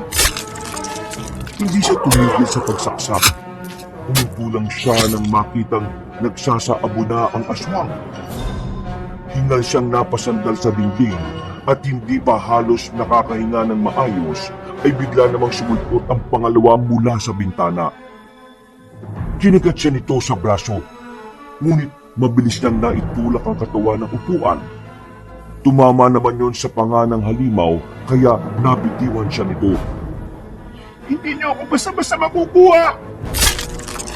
Siya na ang umatake sa aswang habang bumagbuelo pa lang ito. Sinaksak niya kagad sa liig at inikot-ikot ang kutsilyo bago niya higitin. Sumama pa ang litid ng halimaw bago ito payukod na bumalandra parang nakasampay sa bintana. Tumagas ang itim na dugo hanggang sa unti-unti yung maging abot. Hingal na napopo si Carmelita pero pinipilit niya pa rin ang sarili. Punong-puno siya ng pag-asa na makakaalpas sa mga alagad ng kaniliman. Kahit alam niya sa sarili na nangihina na rin siya at umabot na sa kanyang limitasyon. Nang medyo nakahinga na ng maayos ay naganda na siya para lisanin ang lugar. Paglabas ng pinto ay sumalubong na naman sa kanya si Lorno na galit pa rin. Halos hindi na maipinta ang mukha ng batang aswang dahil sa dami ng tama. Napaismit naman ang dalaga at inihanda ang armas. Ikaw na naman? Hindi ko pa rin pa talaga nadadala, Lorno? Hindi kita titigilan natin. Dahil kapag napuruan kita, hindi na kita isasauli kay Lola. Ako na mismo papatay sa iyo. At wala na akong ititira kahit na buto mo. Sus, narinig ko na yan eh. Sugod! Ano? Bakit? Natatakot ka ng mauna? Hindi ka na uubra sa akin, pangit na aswang! Galit na humakbang ang batang aswang. Mabagal yon habang patuloy na umaangin. Napatras naman si Carmelita hanggang sa siya ay makorner sa dingding. Ramdam niya ang malamig na pawis na bumubukal sa kanyang noo. Ngunit sa halip na sumuko, ay pinunasan niya ang dugo sa braso at hinigpitan ng kapit sa kutsilyo. Handa ka na bang mamatay, ate? Pasensya na pero hindi pa. Pagkikisiyan mo dahil binuhay mo pa ako. Huwag ka mag-alala dahil wala ng pangatlo para sa'yo. Ubus na ang swerte mo. Tila nainsulto ang batang aswang, kaya sumugod ka agad ito. Kumpara sa mga nauna nilang paghaharap, ay mas mabilis ngayon si Lorno. Halos hindi makaiwas ang dalaga. Nakailang ulit siyang nakalmot sa braso at talagang inindan niya yun. Lumayo siya pero mabilis na tumalo ng batang aswang at nahawakan nito ang kanyang balikat. Hindi na nagawang makaiwas ni Carmelita, kaya muntik nang magdurog sa lakas ng pagkakahigpit ng aswang sa braso niya. Ngunit hindi siya nagpatinag. Kahit nasasaktan, bago siya tuluyang puruhan, ay sinaksak niya ng kutsilyo si Lorno sa kanang mata nito. Aray ko! Walang iya ka! Walang iya ka, ate! Pumutok ang mata ng halimaw, kaya umalingaw-ngaw ang sigaw niya na parang halong baboy at waka. Paghigit ng dalaga sa kutsilyo ay sumama ang bilog na mata, kaya mas lalong naghumiyaw sa sakit ang aswang. Minasiwas pa ni Carmelita ang kutsilyo, kaya tumalsik sa sahig ang nasabing eyeball. Pag-atras ni Lorno ay natapakan niya ito at nadulas siya at natumba.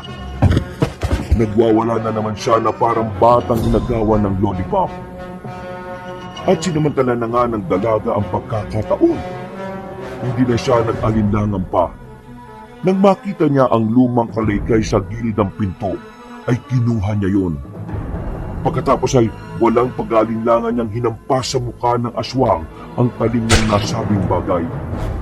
Naisay-nisay ang batang aswang at sa isang iglap, habang tumatagas ang itim na dugo sa sahig, ay unti-unti na itong nawala ng buhay. Napaupo na lang si Carmelita habang pinagmamasdan na nagiging abo si Lorno. Nakita pa niya at tila nag-aangat ito ng kamay na para siyang inaabot, pero dinuruan niya lang ito habang napapaismid.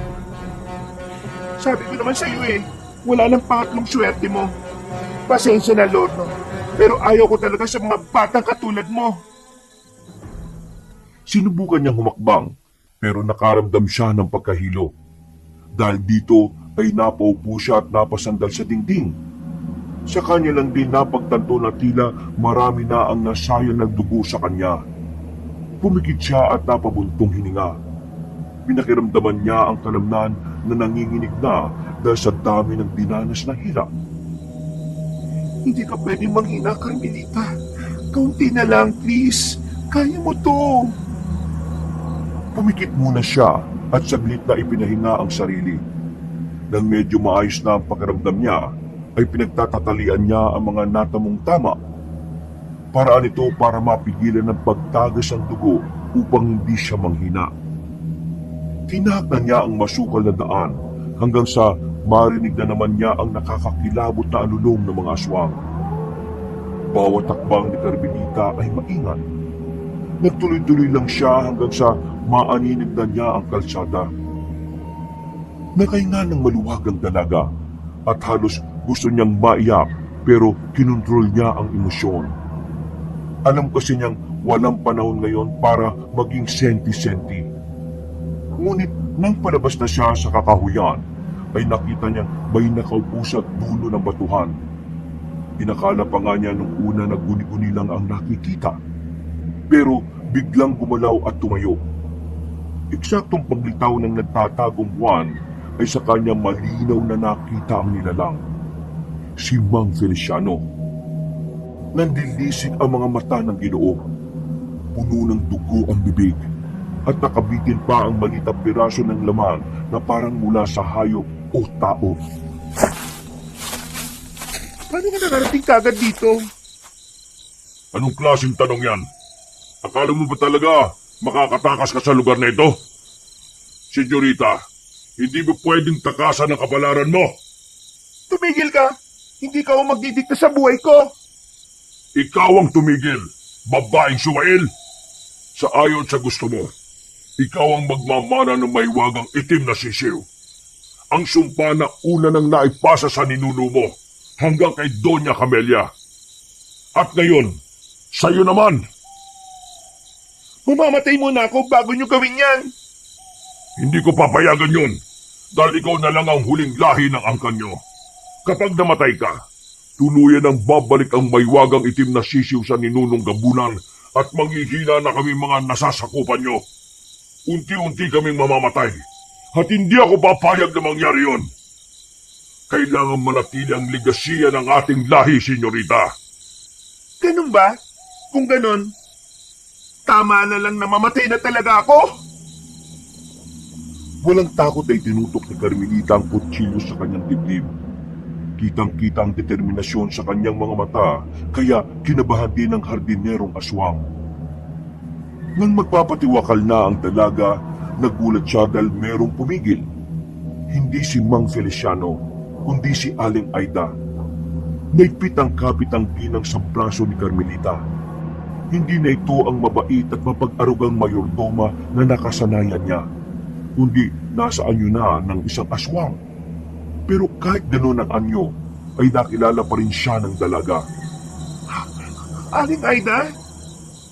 Hindi kita papayagang paslangin mo ang sarili mo, senyorita. Pabayaan mo ako. Mas gugustuhin ko na itong maging Mas gugustuhin ko na ito kaysa maging kauri ninyo. Hindi ako magpapasakop sa pagiging aswang. Hindi ako kailanman titikim ng kahit anong sariwang karne o dugo ng tao.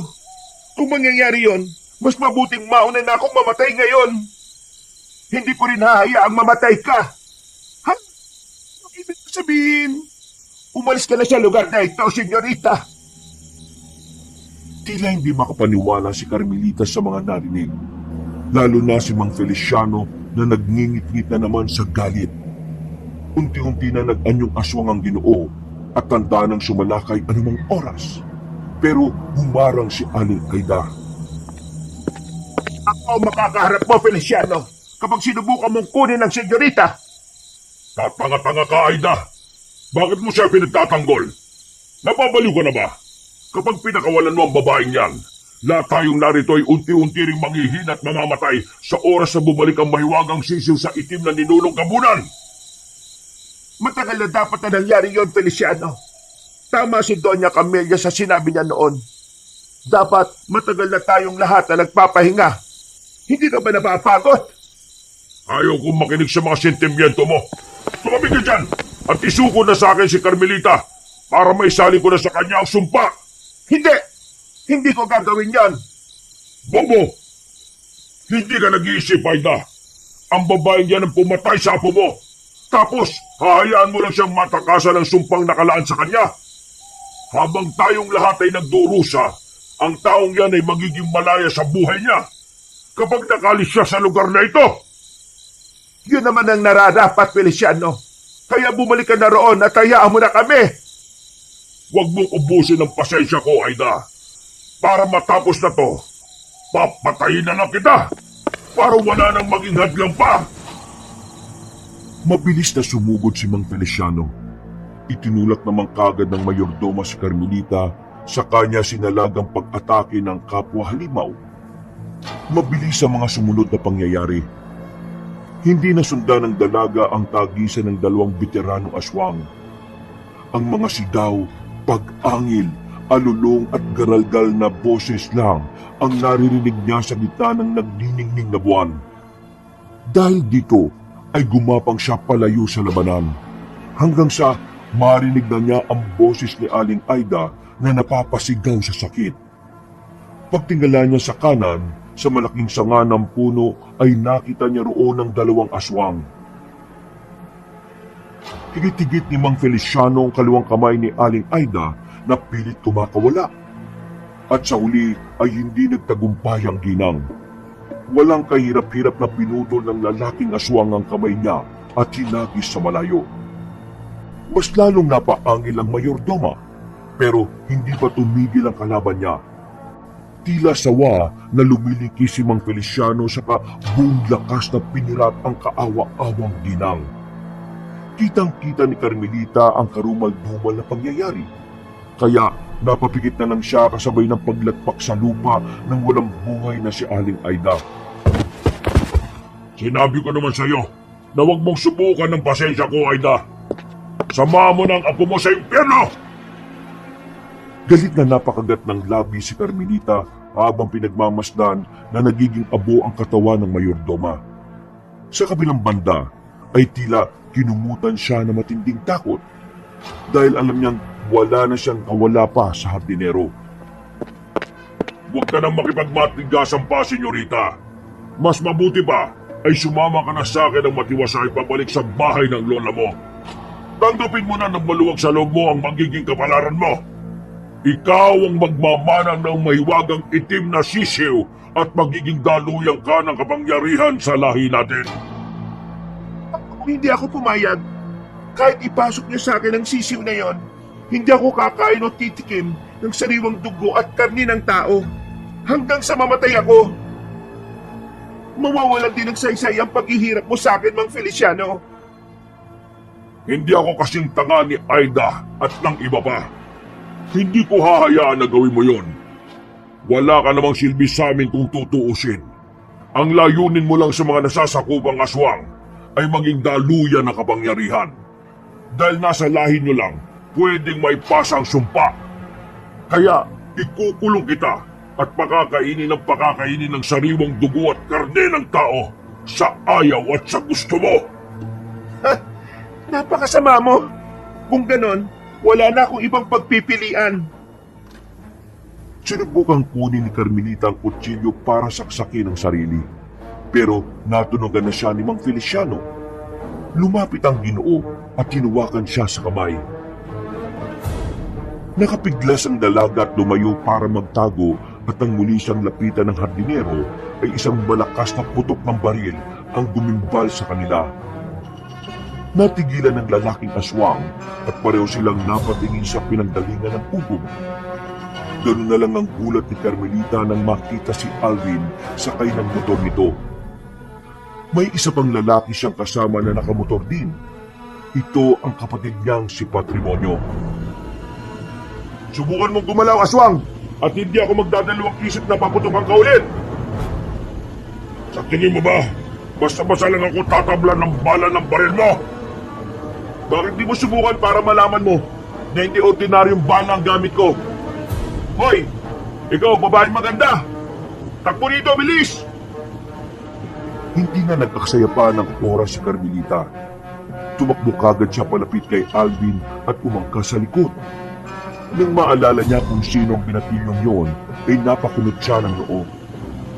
Sabi ko naman kasi sa iyo bumalik ka na sa Maynila. Delikado sa lugar na ito Sino ka? Paano niyo ako nahanap? Ako si Alvin at yung kapatid kong Bonjing, si Patrimonio. Lilinawin ko lang na hindi ikaw yung nahanap namin kundi yung mga ukol ng aswang ha. Manunugis kami ng kapatid kong si Patrimonio at matagal na kami nagmamatsak sa lugar na ito. Marami kasing nakapagsabi na naglipa na ang mga aswang dito Ano, Kuis? Kwentuhan na lang tayo dyan. Parang wala tayong tinatakbo ang aswang Para kayong nasa teledrama Napangiti na lang si Alvin at pagkatapos ay muling bumaling kay Mang Feliciano na nagngingit na naman sa galit. Piniit niya ng malakas ang manibela ng motor hanggang sa umalingaw-ngaw ang ingay nito. Pagkatapos ay saka sila nagpahangurot ng takbo. Sige, Swang!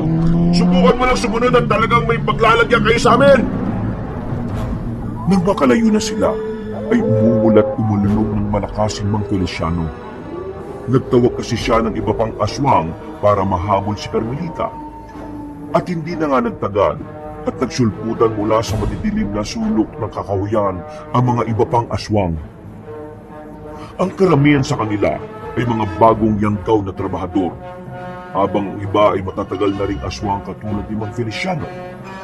Samantala, habang tinatahak ni na Alvin, Patrimonio at Carmelita ang daan, ay naririnig na nga nila sa likuran ang nakakakilabot na ugol ng mga aswang. Babae, yumakap ka nga sa akin dahil mas bibilisan ko pa ang pagmamaneho. May pangalan ako. Ako si Carmelita. At saka, kaskasero ka pala talaga no? Kaya ka malapit sa aksidente. Aba, handa mo pa pala yun. Ang tagal na nun Hindi ko makakalimutan yung mga ganong klase ng pangyayari. Mas di mo makakalimutan ang pangyayaring to dahil ito ang gabi na niligtas kita. Guys, tama na muna ang lambingan. Nandiyan na sila.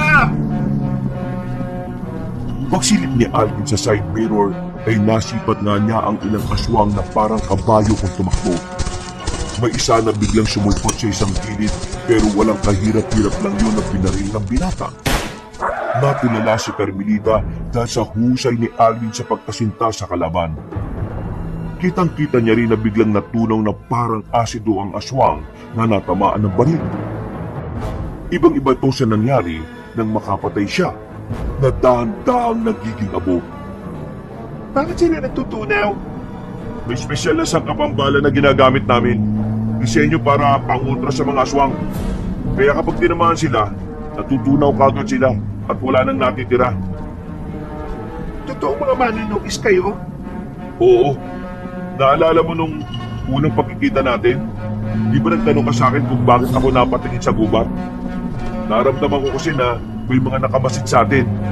Pero nagtataka ako dahil hindi ka nila sinasalakay. Ngayon ko lang napagtanto na meron silang pakay sa'yo. Ikaw pala yung apo ni Doña Camelia. Kilala mo lola ko? Oo. Inabiling ka niya sa amin sa totoo lang. Nakausap namin siya ng personal pero palihim. Humiling nga siya na kapag napadpad ka sa lugar na to, sagipin ka raw namin laban sa mga aswang. Dinitali niya ang lahat, kaya sumang-ayon kami ng kapatid ko. Pasensya ka na rin dahil ngayon ko lang na-realize na ikaw pala yung apo na yun. Kung alam ko lang nung unang pagkikita pa lang natin, pinigilan na kagad kita eh. Nagbabala ka naman sa akin nung gabing yun. At alam mo ba na hindi yun naalis sa isip ko? Feeling ko nga, yun ang simula kaya ako na-curious hanggang nalaman kong totoo.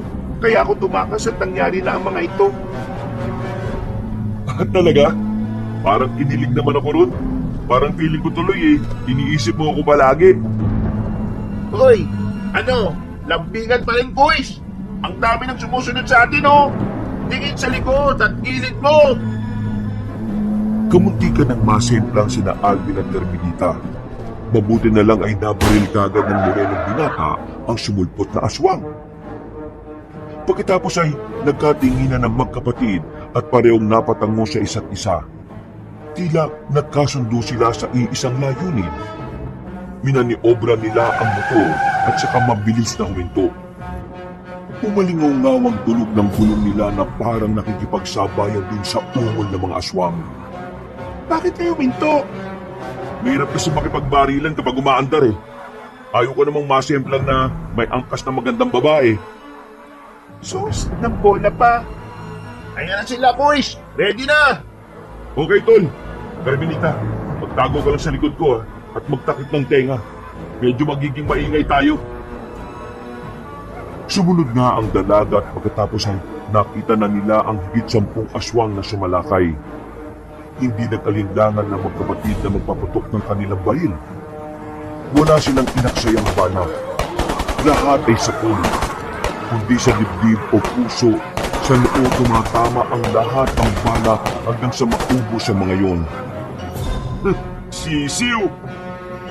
Eksaktong pagkasabing yun ni Alvin ay biglang sumulpot sa kung saan si Mang Feliciano. Kinalmot niya sa braso ang morenong lalaki at saka sinuntok. Tumansik yun pero nakabangon din kaagad. Kaya nga lang ay mahuhuli na siyang masakit si Carmelita. Sinungguban na ng Ginoo ang dalaga ngunit bago pa yung matakip ay to the rescue si Patrimonio. Tinaga niya ang kamay ng aswang dahilan para bumulwak ang masaganang itim na dugo. Napatras si Mang Feliciano habang napapahiyaw sa sakit. Samantalang si Carmelita naman ay napatitig lang ng gusto sa nagligtas sa kanya. Nakaramdam siya ng pagkailang dahil bigla siyang niyakap ni Patrimonio. Doon niya lang din napagmasdan ng mukha ng nakababatang kapatid ni Alvin. Napagtanto niyang mas gwapo, mas matipuno at mas tiso yun. Bumilis tuloy ang tibok ng puso niya na parang may nagkakarirahang mga maliliit na daga. Okay ka lang, miss? Oo.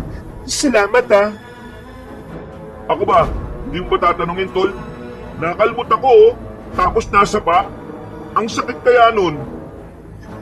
Umisbid lang si Patrimonio sa kanila muling hinarap ang nagngangalit na aswang. Ang lalakas ng loob niyo mga animal kayo. Akala niyo makakatakas kayo sa akin. Pagkatapos ko kayong patayin, kukunin ko si Carmelita. Ang dami mong satsat, tanda! Mauubusan ka na nga ng dugo eh, oh. Kung ano pang kayabangan yung sinasabi mo. Bumalik ka na sa pinanggalingan mo. Tanggapin ang katapusan ng lahi ninyo. Kayo matatapos! Umalulong ang nagngangalit na aswang, pero hindi na siya hinayaan ng magkapatid na makapagtawag pa. Sumugod agad silang dalawa at nilupog ang aswang na nangihina na. Hindi na yun sumasalakay. Panay na lang ang iwas at naghahanap ng tiyempo na matikot si Carmelita. Pero wala siyang nakuhang magandang pagkakataon dahil na-corner na siya ng magkapatid na manunugis. Hindi niyo ako mapapatay. Hindi ako basta-basta aswang. Hindi ako magpapatalo sa inyo. Eh di don't. Papatay kitang mayabang ka. Tanong, hindi lang siya ang kalaban mo. Focus ka naman, nandito ako, no? Pagkatapos ay saka muling hinigit ni Patrimonyong matalim niyang sandata. Tinaga niya ang isa pang kamay ng aswang. Napatras yun habang tumatagas ang masaganang itim na dugo. Sinubukang magtawag ng halimaw ng mga baka pero nilapitan na siya ni Alvin at itinutok ang baril sa ulo bago ngumiti. Magpaalam ka na sa mundo, Tatang! Pinaputok niya ang baril at sargo ang ulo ni Mang Feliciano. Kagatong natunaw at tumalo na lang sa hangin. May mga nagdatingan pang aswang pero nang makita nila ang nangyari ay natakot na silang sumalakay. Nagpulasan ang lahat hanggang sa sila na lang ang natira. Okay na. Mark, safe ka na. Salamat sa inyo, Alvin, Patrimonyo. Hindi ko malilimutan tong gabi na to. Biglang umikot ang paningin ng dalaga at walang ano-ano ay nangihina siyang bumagsak. Mabuti na lang ay nasa lusya ni Patrimonyo. Ang huli na lang niyang natatandaan bago tuluyang magdilim ang paningin ay tinapik-tapik ng magkapatid ang kanyang muka. Pagkatapos ay tila nagpaanod na lang siya sa kadiliman. Pagdilat ng mga mata ay nagulat si Carmelita dahil nasa kama na siya. Pagbangon ay nagimbal siya dahil kaharap niya ang malaking bintana. Pamilyar ang nasabing lugar dahil kagagaling niya lang dito. Tila lumobo ang ulo niya nang mapagtanto na nasa bahay siya ng yumaong Lola Camelia. Ano ginagawa ko rito? Paano ako nakapunta ulit dito? Paano ako nakabalik? Sino nagbalik sa akin sa lugar na ito? Natigilan na siya nang makarinig ng ingay sa labas. Dahan-dahan siyang lumapit sa bintana at dumungaw. Nakita niya ang mga trabahador ng taniman na tila tuwang-tuwa at naghihintay ng kung anong magandang mangyayari. At nanlaki ang mga mata ng dalaga nang makita niya si Mang Gaston, ang unang aswang na napatay niya. Buhay pa si Mang Gaston? Paano? Napabaling siya sa nakasarang pinto ng silid nang marinig ang pamilyar na mga boses. Nagmadali siyang lumapit doon at pasimpleng binuksan ang pinto. Nakita niya si Aling Aida na naglalakad palayo. Kasunod ang ginang si Mang Feliciano na may hawak na kulungan. At nanlaki na naman ang mga mata niya nang makita ang maywagang itim na sisiw. Mas lalo siyang nagulat na luminto ang mga yon sa tapat ng isang silid. Naalala niyang silid yun ni Lola Camelia. Kaya pagpasok ng dalawang kasambahay sa nasabing kwarto ay sumunod siya at sumilip doon. Doon niya nakita ang kanyang lola na nakaratay sa banig ng karamdaman. Payat at nangihina na tila malapit ang kunin ng kamatayan. Nagulat din siya nang makita si Lorno na nakatingin at nakatungkay lang sa mga nangyayari. Senyora, dala ko na po ang sinasabi kong gamot na nagpatagal sa buhay ng nanay mong si Doña Amelia. Galing po kami sa kulungan niya kahapon sa basement at nagdesisyon na rin siyang ipasa ito sa inyo. Kailangan niyo lang pong lunukin ito para mabuti na ang inyong pakiramdam. Sa ganung paraan, ay mabubuhay kayo na matagal. Huwag po kayong matakot dahil simula pa sa ninuno ninyo ay nagpasalin-salin na ang itim na sisiw. Kaya mas mainam na tanggapin niyo na lang po ito. hindi lang po nito madudugtungan ang buhay ninyo, kundi pati na rin ang lakas ng meron ng ating buong sambayan. Sa ganitong paraan mapapalaganap ang pagkayanggaw. Sisimulan na po namin ang paglilipat sa inyo ng kapangyarihan. Siguradong magugustuhan niyo po ito. Halata sa kilos ng katawan ni Lola Camelia na ayaw niyang lulunin ang sinumpang itim na sisiw. Pero wala naman siyang magawa dahil gusto niya rin namang mabuhay pa na matagal.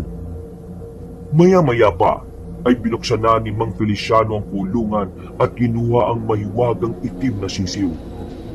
Pilit naman na ibinuka ni Aling Aida ang bibig ng walang kalaban-laban na matandang may karamdaman. Pagkatapos ay sa kanila pinasok sa bibig ang nasabing mahiwagang hayop. Hanggang sa malulo nito. Maya-maya pa ay biglang nangisay si Lola Camelia. Dahil doon ay natutok ni Carmelita ang bibig. Dahil doon ay napayak siya at mabalagbag na pumasok sa kwarto. Napatingin sa kanya ang mga tao sa loob ng tila gulat na gulat. Hindi niyo dapat ginawa yun sa lola ko. Iluwan niyong itim na sisiw. Ipaluwan ninyo. Tumitig lang ng masama sa kanya mga taong nasa silid at pagkatapos ay nagdilim na ang buong paligid. Ilang saglit pa ay isa-isa nang nagpalit ng anyong aswang sina Aling Aida, Lorno at Mang Feliciano. Napatras si Carmelita sa takot hanggang sa mapadikit siya sa nakasarang pinto. Mas lalo siyang nangilabot nang biglang mandisik ang mga mata ng aswang. Tumitig yun sa kanya na parang nandilibak bago sabay-sabay nang umiti. Ikaw na ang susunod na magmamana ng mahiwagang itim na sisiw. Tumigil ka! Hindi ako papayag! Tanggapin mo na ang sumpa, ate. Ikaw ang muling magmamana nito kaya dapat mong ipagpatuloy hanggang sa susunod mong henerasyon. Hindi mangyayari ang sinasabi mo, Lorno. Hindi ako papayag. Kahit na anong gawin mo, hindi mo matatakasan ang kapalaran mo, Senyorita Carmelita. Hayaan mong lukuban ka ng kapangyarihan at sumpa ng lahi ng mga aswang. Huwag mong takbuhan ang nakatakda. Tama na. Hindi to totoo. Nananaginip lang ako. Panaginip lang ang lahat ng ito. Natigilan na ang dalaga nang makita niyang biglang bumangon si Lola Camelia mula sa kama. At laking gulat niya dahil maayos na ulit ang pangangatawan nito. Hindi na nangangayayat at talagang punong-puno na ng kagalingan. Biglang nawala ang takot niya kasabay ng paglaho ng ibang tao sa paligid. Silang dalawa lang ang natira sa silid na yon. Lola, buhay po kayo. Bumiti ang matandang babae. Kaya dali-daling lumapit si Carmelita at yumakap dito na mahigpit. Muli siyang napayak sa saya subalit napawi rin ito nang meron siyang maramdamang kakaiba. Tila kasi humigpit ang pagkakayakap ng kanyang lola. Kaya pinilit niyang magpumiglas. Lola, nahihirapan po ako. Hindi po ako makahinga. Pero hindi siya pinakinggan ng matandang babae. Kaya naman nagpumiglas na siya hanggang sa makakawala mula sa mahigpit na pagkakayapos. Napatras siya at nang muling mapalingon kay Lola Camelia, ay natakot siya dahil anyong aswang na ito. Walang ano-ano ay bigla siyang sinunggaba na matanda. Hanggang sa mapabalikwas siya ng bangon at mapasigaw. Natauhan lang siya nang makita sina Alvin at Patrimonio na tila nagulat din.